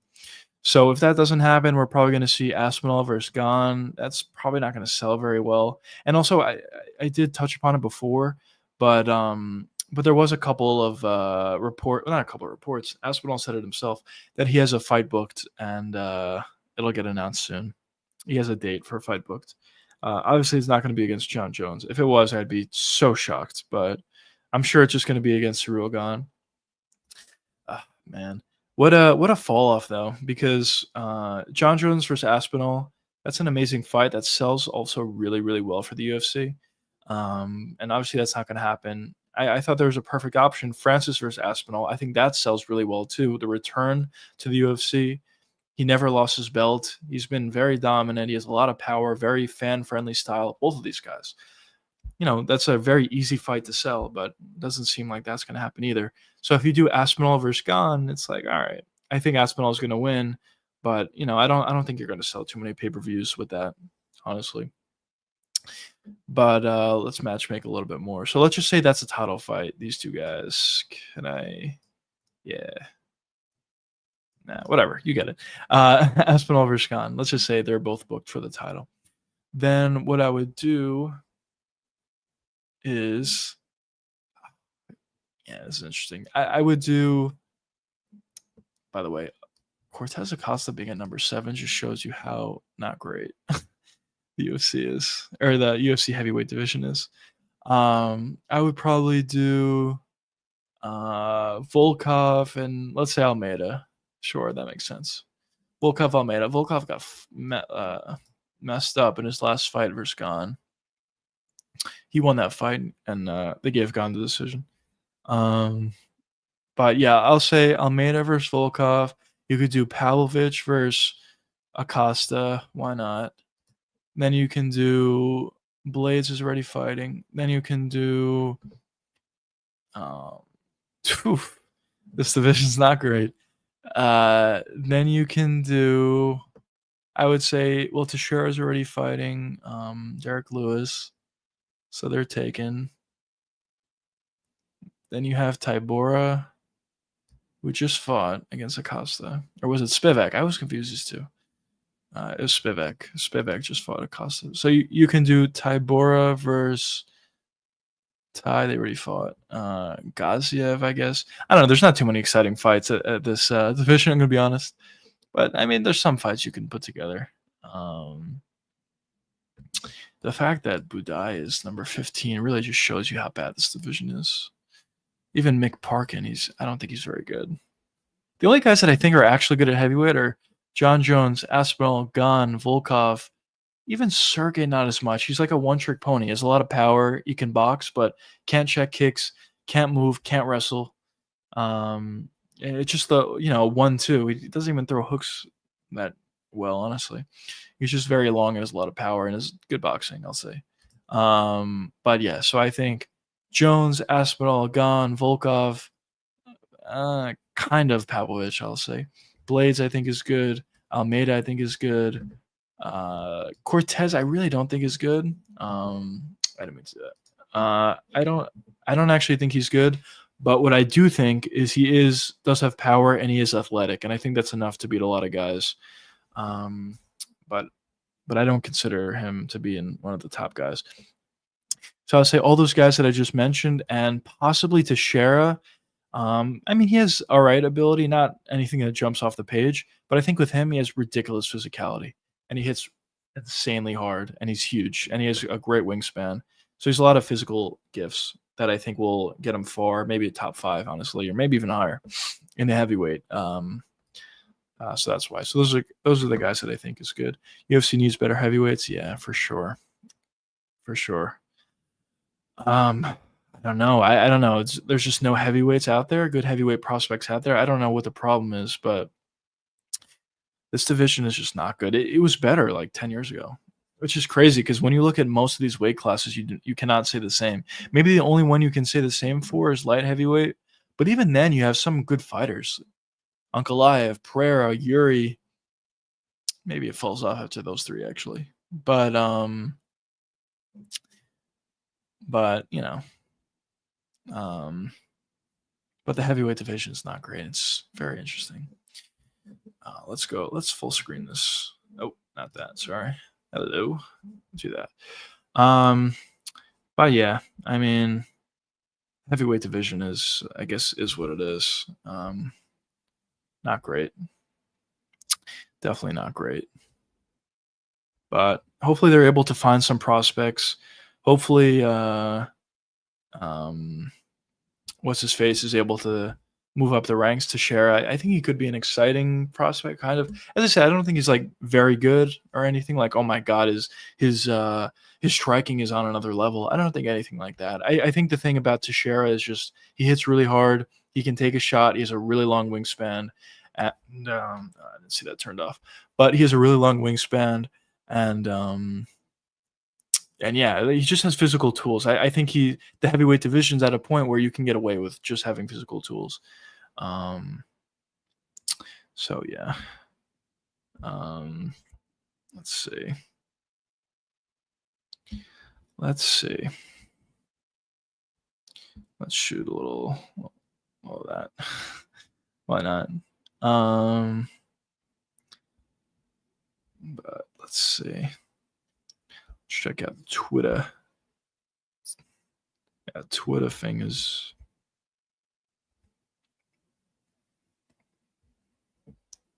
By the way, speaking of Kamaru Usman, I thought his last performance made Colby look even worse than he otherwise did in that fight. Because I mean, obviously, actually, I don't even know if we touched upon it in our. Maybe we talked about it a little bit in our last live stream, um, but um, but the easiness and the way that Usman was able to take down Buckley so easily, literally rounds 1 through 4, he shot one takedown, got all of them, and held him down the entire fight or the entire round, I guess. Makes Colby look even worse because in that Colby fight against Buckley, Colby, I mean, I think he got one takedown in that fight if I remember correctly. But even so, he was struggling on getting takedowns. There's a couple times where he would go in for a takedown, absolutely stuffed. The strength difference between the two guys was ridiculous. He just could not get a takedown. Um, and also on the feet, he obviously didn't have success. So I just thought the way that Usman was able to dominate Buckley just makes Colby look even worse. And listen, I know a lot of guys don't like Colby. I used to like Colby. I don't even like hate Colby or anything now or dislike him. I just think the shtick is doesn't make any sense anymore. I mean, when he was winning, he was doing the shtick. It was funny. I'll admit, I thought it was funny. But now when he's losing, he's on a little bit of a losing streak. It's just not the same. Usman still got it, one bad KO, and people were writing him off. Yeah, I agree. Yeah, because listen, I'll give credit where it's due. The Weasel, if you guys watch him, he said this in his breakdown. I thought he was absolutely right. When you look at Usman's career, actually, let's bring up his career. When you look at Usman's career, um, he like beat everybody. He beat everybody who's a champion for a while, and all those things. And when you look at the fights that he lost to Leon on. I mean, let's be frank, it was a relatively lucky kick. It was set up obviously by Leon, but Usman made like a mistake. Obviously, I mean, usually those are how KOs happen, but Usman made a mistake, and it was late in the 5th round, a fight that Usman was dominating. So, okay, listen, he got knocked out. Okay, fine. Then after that, he fought Leon again, lost him again via decision this time. I think that's probably the right decision. But at that point, Usman was coming off a really bad knockout, the first knockout of his career, and maybe he was a little bit hesitant in that fight, and I think we saw that a little bit. But okay, so he lost twice to Leon. After beating him once early on, and after being very dominant in 4.5 rounds or 4 and 3/4 rounds against Leon. Okay, but fine. He lost both of those fights. Then he fights Hamza Chimaev at a weight class above on short notice, on 10 days' notice, I believe. He lost the first round as a 10-8 round, yes. But after that, Usman really started to come on, and I really believe I know this is a talking point for a lot of guys, and maybe some people are like, "Ah, whatever." I really believe this though. If Usman fought that fight 5 rounds, I think he would have won. I really do believe that. Um, so that's his resume, and those are just his losses. Obviously, before that, you look at it. He beat Colby Covington twice. He beat Jorge Masvidal twice. He beat Gilbert Burns. He beat. Let's go a little further back. He beat Tyron Woodley to get the belt, and he beat a bunch of other guys. Dos Anjos, not Dos Nachos, Damian Maya. Um, there's a lot of really good wins on his record. Even beat Sean Strickland. A lot of good wins on his record. And he was just super dominant. I think people forget how dominant Kamaru Usman was. I think they see Colby Covington now, and he's not, not performing all that well, to say the least. Or you see Jorge Masvidal, that's retired at this point, at least from the UFC. He's not fighting the UFC anymore. I think people see that, and they're like, Usman's resume wasn't that good or whatever. But at the time, those are great wins. Colby Covington was a legitimate top 5, top 2 guy, really top 2 guy. It was Usman and Colby. Those are the top 2 fighters when Usman was the champion and when Usman was beating Colby Covington.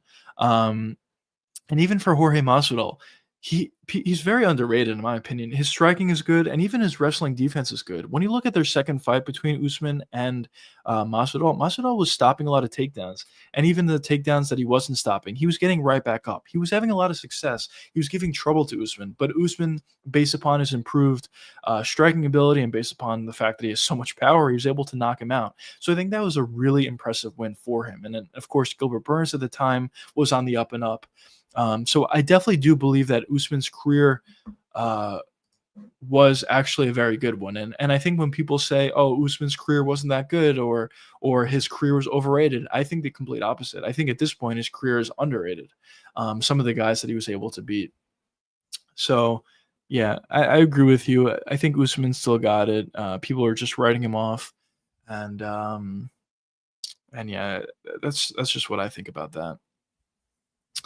But but yeah, I mean, yeah, it's what it is, I guess, right? But we'll see who Usman fights next. I think he should fight Bilal. I think that's a perfect fight and a fight he could win. No, essentially no danger with Bilal. One thing I will say, in the JDM fight, Bilal showed much better boxing. His boxing improved a lot, so that could be something to worry about. Usman's striking didn't look amazing in his fight against Buckley. I think that was a lot because he hadn't fought in a while up until that point. And he knew Buckley had a decent amount of power, and maybe he was just looking to utilize the advantages that he did have, which was the wrestling, which appeared to be a huge advantage for him. So I think his striking will look a little bit better in his next fight, I guess, is the point that I'm trying to make. But interesting fight. I think that's a fight you do make. Two former champions. They have beef as well. I think you can, you put that on a pay-per-view as maybe the second or third fight on a pay-per-view, and I think that'll be a pretty big fight actually. Bilal versus Usman, but we'll see. I know. Well, I don't know. It seems like Usman doesn't want the fight, but we'll see. I think that's the best fight. He'll get a title shot after that for sure. And imagine that story if Usman becomes a champion again. That would be an amazing story. But even besides that, it's a very winnable fight for Usman. There's a lot of fights that are winnable for him, but I think the Bilal fight is definitely a fight that if I were him, I would probably take. I think he could definitely win. Um, but what else do we got? What else do we got? Um,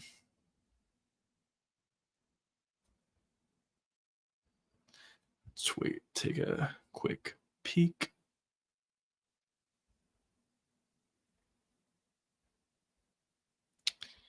Um,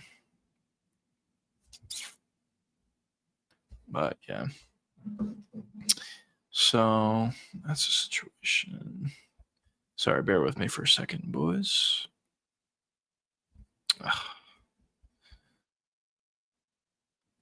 Man.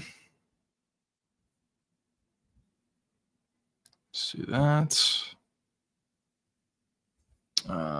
There we go. Should be good now. But yeah, let's see. Is there anything betting wise? There's not much else than what we already talked about. Wow, that's interesting actually. I know Joshua talked about this a little bit before. Derek Lewis is a plus 172 versus Teixeira. I think Teixeira wins, but when you're a near plus 200 with a guy of that power, maybe interesting. Oh wait, you can't see my screen. Let's pop this back up. Yeah, so what else we got? We got Vittoria's a plus 200 versus Brennan Allen. A lot of people are not high on Brennan Allen, but I think he's actually pretty good. He doesn't have the KO power or anything like that, but I think he's pretty skilled. And Marvin Vittori has not really looked all that great lately. So, okay, fine. Maybe if you want the value, take plus 200, but I think Brennan Allen's going to win. Here we go. Poirier versus Holloway. Holloway's actually the underdog. Interesting. I think Holloway is going to win. If you guys actually just came out. There you go. 11 days ago. Just made a video. Check that out if you guys want to see a more in-depth breakdown. But just to give you the cliff notes, I guess. I think Max Holloway is going to win because of the weight cut. It's gonna not the weight cut. The moving up a weight class. He's in much better shape at this point. I think the first time they fought, or the second time technically, that they fought, Max was in significantly worse shape, which affected his cardio a little bit, or even the power that he threw Dustin's way. Because in that fight, I thought for the interim belt, I think the biggest issue for Max was the power difference. When Poirier landed, Max got hurt. When Holloway landed on Poirier, he was landing volume. Yes, he was having success, but he wasn't really hurting Poirier. But I think in this fight, with Holloway improving his power, with him putting on a lot more muscle in this fight and just being in better shape, I think he's going to be able to land on Poirier. And when he does land, I think he's going to hurt Poirier a lot more than he did in that fight for the interim belt. Do you like these earlier fight cards, like this weekend? I do. Actually, I didn't even know it was earlier, but it makes sense. They're fighting in Bakau. I do. I'll say this, Joshua. For well, first, let me just get to Thompson. Wait, what is this? Oh no, this is old. Okay, I was about to say. Anyways, oh well. What's going on? Let's see. UFC schedule. Let's see what time we got here. 3 p.m. for the main card. Okay. Anyways, I'll say this, Joshua, for fight nights like this, even if they're good fight nights, I do actually enjoy earlier fight nights. You can watch it early and then hang out with the boys or do whatever afterwards. But for pay-per-views, like really good pay-per-views, like for example 317, I like it at night. I think it's a better feeling. Just hanging out with all the boys or however you guys normally watch fights. It's just a better feeling for huge cards, huge pay-per-views. But for a fight night like this coming up, I do actually enjoy the earlier fight time. So yeah, that should be good. That should be fun. But do we got anything else? Neil Magny versus Gunnar Nelson at plus 255 against Gunnar Nelson of all people. I will not bet Neil Magny. I don't think he's that good. And that's just the pay-per-view. As I said, this is my best bet over the next 2 weeks. Jack Hermanson. Surprise. Actually, I might jump on that a little bit early. I might take that. I don't know if you guys are interested in sports betting, but if you are, just a couple of things that I like, at least personally. But yeah, and everything else we already touched upon.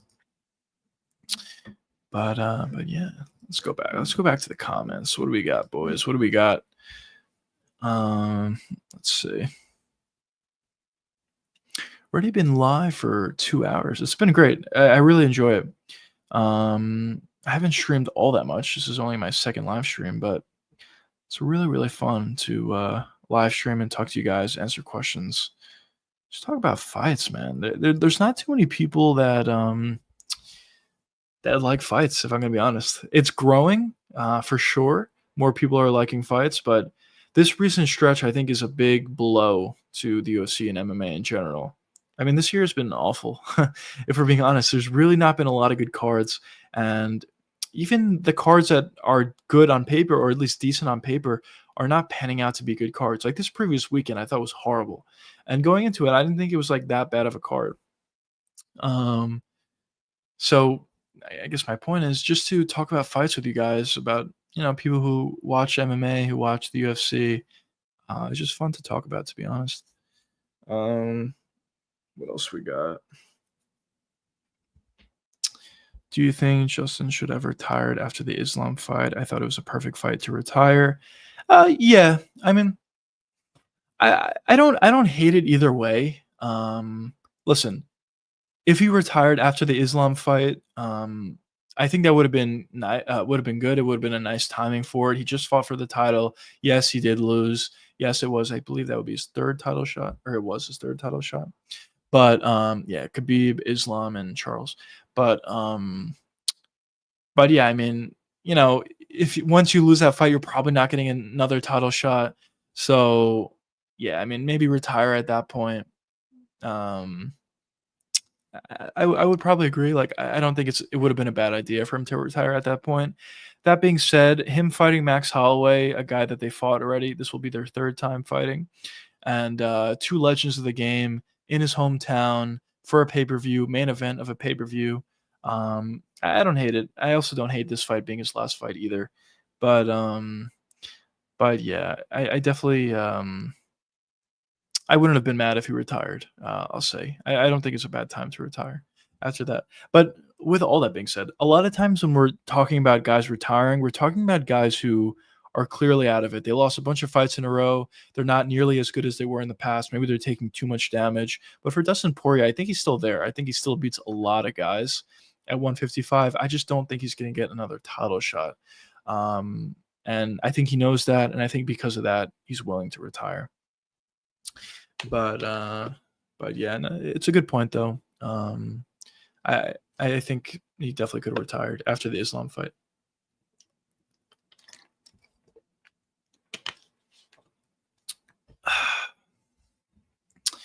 I wanted tickets for 318, but the tickets were outrageous when I booked. When I looked. Yeah.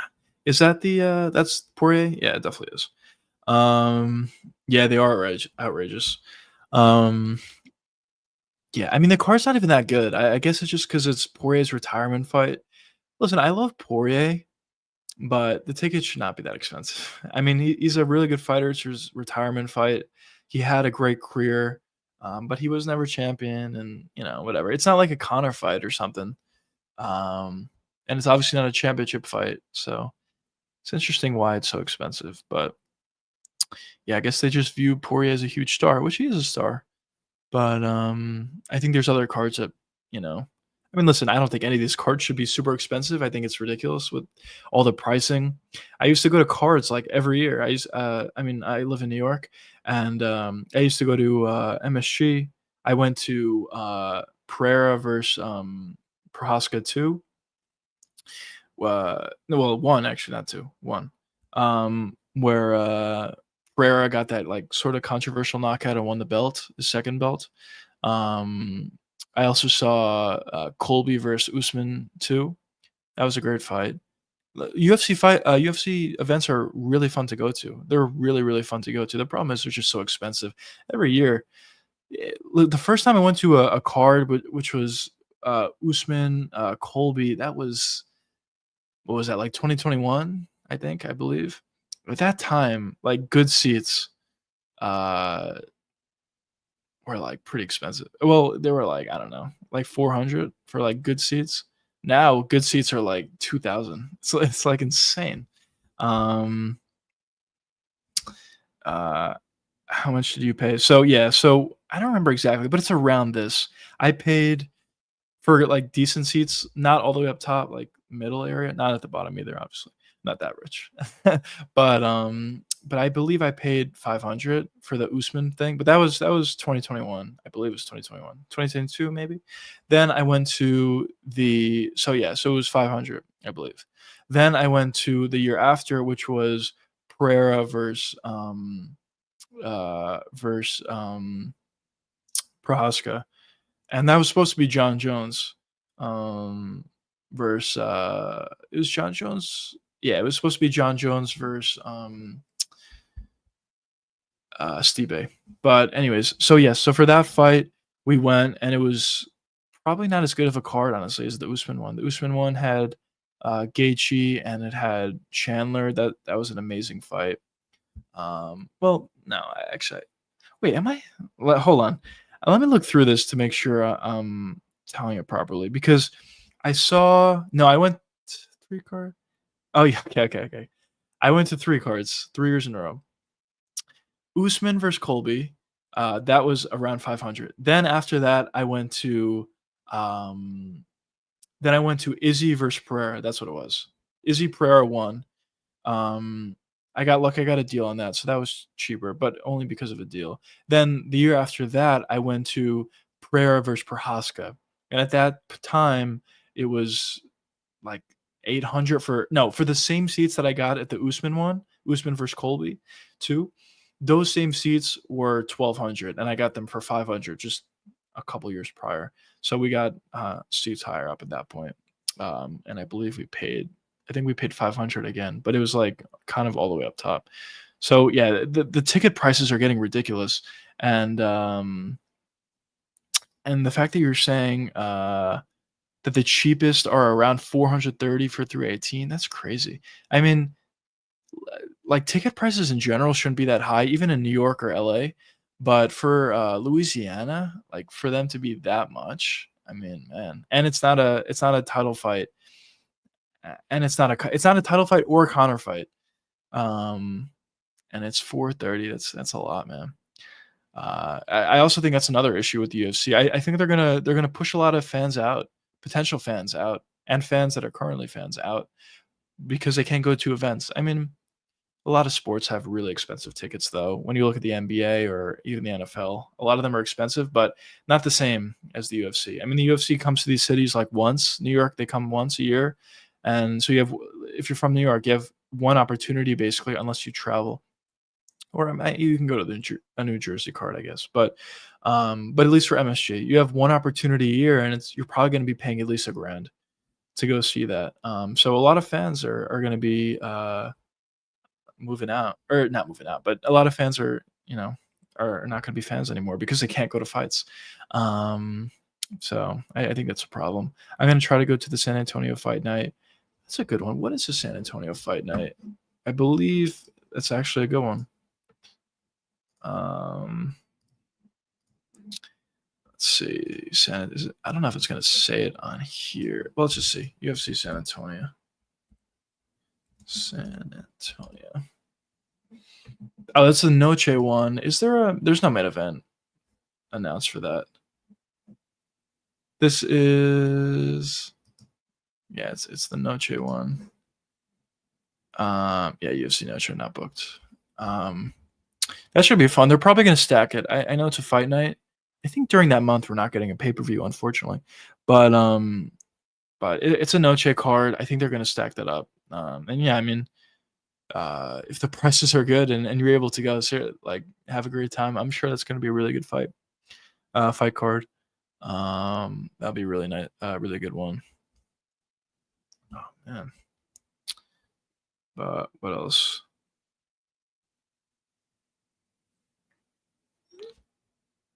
What else?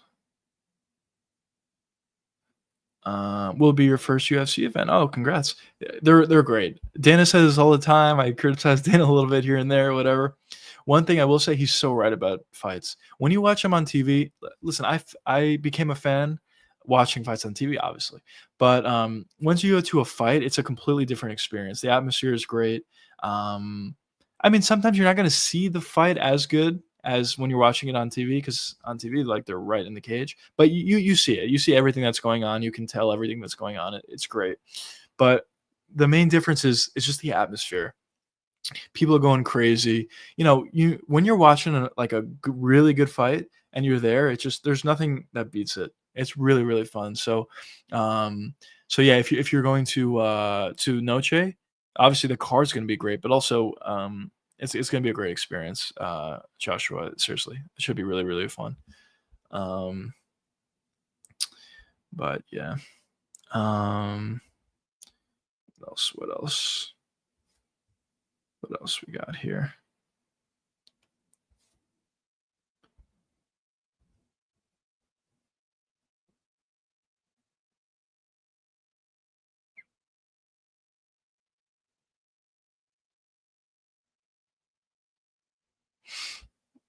Let's see.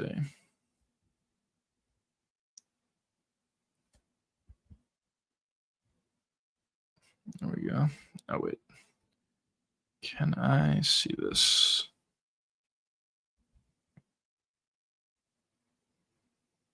Okay.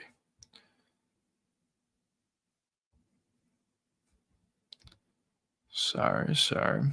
This process of me just checking YouTube and Kick and Twitter is gonna get better when I get my iPad, which I should have gotten today, but I missed them apparently.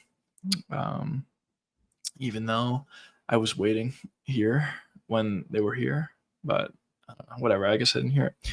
Anyways, besides the point. But but yeah, really fun. I'm uh I'm getting tantalized here because I got my food right next to me. I got it like an hour ago, but seriously been so fun just talking to you guys on stream. I'm really enjoying this. I'm definitely, as I said, I'm gonna be pushing out more videos as much as I can. Right now, I'm on a two upload schedule, two posts. Um, but honestly, I'm gonna try to do more. I'm gonna try to get a third upload in. And definitely if there's any breaking news, I'm gonna be, trying to make a video on that quickly and get it posted. But I think, well, I think for breaking news, I'm just gonna hop on a live, talk to you guys about it. What's better than that? Just talking about it live, talking about some breaking news and getting your guys' opinions as well live and just having conversation. That'd be really good and really fun. But um, but yeah, so that should be good. What else we got here? What else do we got here? Do you guys think we were talking about this a little bit before? Do you guys think Alex Pereira is going to retire, or we're going to see him one more time, or a few more times? I think we'll probably see him another time. I just think it's a little bit different from what we've seen from him. He's obviously been super active for his entire UFC career. And now, listen, it hasn't been that long. It has not. And I know maybe I'm over exaggerating a little bit. He just fought in March, and it's June, the middle of June now. But it just feels like he's going to take a long break. And when we saw Izzy take a long break, when we saw Volkanovski take a long break, when they came back, they weren't really the same fighters. So I guess it's like a two-part question. A, do you think we saw the last of Alex Pereira? Which I probably don't think so. And the other question is, do you think Pereira is going to look the same when he comes back if he does take a year break or longer? Who knows? I mean, he is already, what is he, 38, 37, 38? Let's see. He's 37. So he is already 37. Um, who knows where he's going to look by the time he fights. If he waits another year, he'll be 38, pushing 39. I know it's a higher weight class, and you can get away with it a little bit more, being a little bit older. But still interesting. And he did just lose to Ankalaev, so you know he's going to need to make some improvements, and we'll see. I think Alex Ankalaev 2 will decide if he wins. Wait, what? I think Alex versus Ankalaev 2 will decide. Okay. I got you. If he wins, maybe we'll move up to heavyweight. If he loses, I think we'll retire. Yeah, I would agree. I would actually completely agree. If you agree, if I agree, if he wins, I think we could see him at heavyweight. Maybe he fights Aspinall or well, Aspinall is going to be the champ. So yeah, maybe he fights Aspinall, or maybe he gets not a title fight right away at heavyweight. Maybe he fights once at heavyweight, fights I don't know, a Cyril Gane or a Curtis Blades or a Volkov, someone like that. And then if he wins, then he fights for the belt. We'll see. But I do agree. I think if Pereira loses again back-to-back fights against Ankalaev, I think he retires. Um, I think he probably does no matter what, but especially if he doesn't look good. If he gets finished or even if it's a decision, but he looks slow and he looks a lot like he did in their first fight, I think Pereira would probably retire. I think looks better when he comes back, but still probably lose. I would agree. I mean, he really didn't look good in his last fight against Ankalaev. So yeah, I would think he looks better. The only thing that Pereira did well was stop takedowns, but it's one thing to stop takedowns. It's another thing to get off the cage. We kind of touched upon this a little bit before with Merab. A lot of guys can stop takedowns. Maybe not as much anymore. Merab's getting better, but at least early on, a lot of guys were stopping takedowns. But the thing is, when you're alongside the cage, stopping takedowns is not enough. You need to get off the cage as well. And I think, as we saw with Jose Aldo against Merab, and also we saw Pereira against Ankalaev, they're just not able to do that. It's great. They stop takedowns, tremendous, but it's not over there. There needs to be more training, I think, about getting off the cage. A lot of guys train takedown defense, takedown defense. I can't get taken down. This guy's so much better than me on the ground. If I go to the ground, I'm going to lose, or at least I'm going to waste a round or be in a bad position, which is great. Takedown defense has gotten so much better. We see so many of these guys. Even Pereira, he just started MMA like what, 3 years ago, 4 years ago. And his takedown defense looked really good already versus Ankalaev. But it doesn't end there. He lost because he couldn't get off the cage. He lost because of pressure and he couldn't get off the cage. Those two things, which kind of intertwined, to be honest. But that's why he lost. So he's going to need to make an adjustment there. If he can get off the cage, if he can get to space, I think he could win, honestly, against Ankalaev. But Ankalaev's is a tricky one. I agree with both of you guys when you said you think actually, maybe just Joshua said that. But I agree with you, Joshua, that that I think Alex loses, but I think he could win at the same time. But as I was saying with Ankalaev, he's an interesting one. Like, it's kind of odd because I kind of see him as like somewhat of a boring striker a little bit. Not too many finishes on his record. Doesn't even do too much on the feet, but two things he does really well. He hits guys and he doesn't get hit. He's very hard to hit. His defense is really good. His pressure is pretty good. And the shots that he does throw, his jab and left hand are really good. He has good kicks as well. So Ankalaev is just a really good fighter. And he's really, really hard to beat. And I don't know if Pereira is going to be able to figure out that puzzle in his next fight. I think Yuri might have a better chance for Ankalaev. I agree. I actually completely agree. The thing with Yuri, he's not going to be as tech. Listen, Pereira beats Yuri. I think if they fought 10 times, I think Pereira beats him like 8. I just think the lack of technique from Yuri works against some guys. He's obviously very crazy. He's throwing a bunch of crazy stuff out there. He has a lot of power. It's going to land on a lot of guys. He's going to have a lot of success, as we saw. But when he fights Pereira's just, it's not going to work against him. He's been kickboxing his entire life. He has a ton of power. One left hook, you're done. And I think we saw that in the first Yuri fight, as well as definitely the second Yuri fight. The second Yuri fight versus Pereira was absolute domination. But Yuri versus, this is why MMA math is weird, but Yuri versus Ankalaev, I think those crazy techniques could actually work. I don't think Ankalaev has the same power that Pereira does and the same ability to punish his opponents like Pereira does. If he makes a mistake or if he gets out of, if he leaves himself very open, which Yuri is probably going to do a bunch of times in that fight, and really all of his fights. He leaves himself pretty open by throwing crazy stuff out there.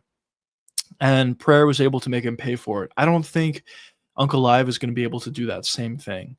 So yeah. So I think Yuri has a better chance against Ankalaev than Yuri does. I also think keeps turning off. But I also think Yuri's going to be able to not only stop takedowns or potential takedowns that Ankalaev goes for, but I think he's also going to be able to get off the cage consistently. And if he's getting pressured, it's going to be tough for Yuri to have success, obviously, but if he's able to land a couple shots, I think he'll be able to pressure Ankalaev, put Ankalaev on the back foot, and at that point, I think he can have a lot of success. I think Pereira's a guy who, when he's on the front foot, he's obviously very effective, but he can fight pretty well on the front foot and also on the back foot, but he doesn't pressure guys as much. He does, but not as much as a Yuri Prohaska. Yuri is super aggressive. He's going to be in your face. He's going to be throwing out a ton of wild stuff, forcing you back, forcing you to retreat. And during those times, that's where Yuri can get the front foot and have a lot of success. So I think if Yuri is able to pressure Ankalaev, he can have a lot of success, and I think he will do it. The only way that I think we see Yuri Prohaska on the back foot is if Ankalaev lands a couple shots, a couple of big shots, and forces Yuri back. But outside of that, I think Ankalaev is going to have a much tougher time with Yuri than he would with Alex Pereira. But with that being said, I wouldn't be totally shocked if Alex Pereira did beat Ankalaev. But of course, we will see what does end up happening there. What else we got here? Got a couple boys in the kick chat. We got a couple guys in the Twitter chat. Let's see.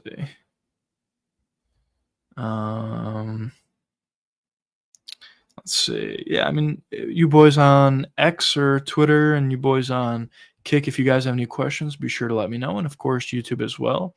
I've really been enjoying answering your guys' questions.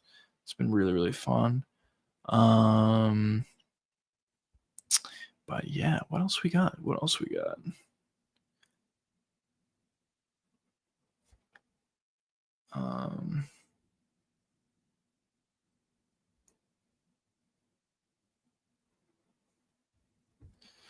There we go.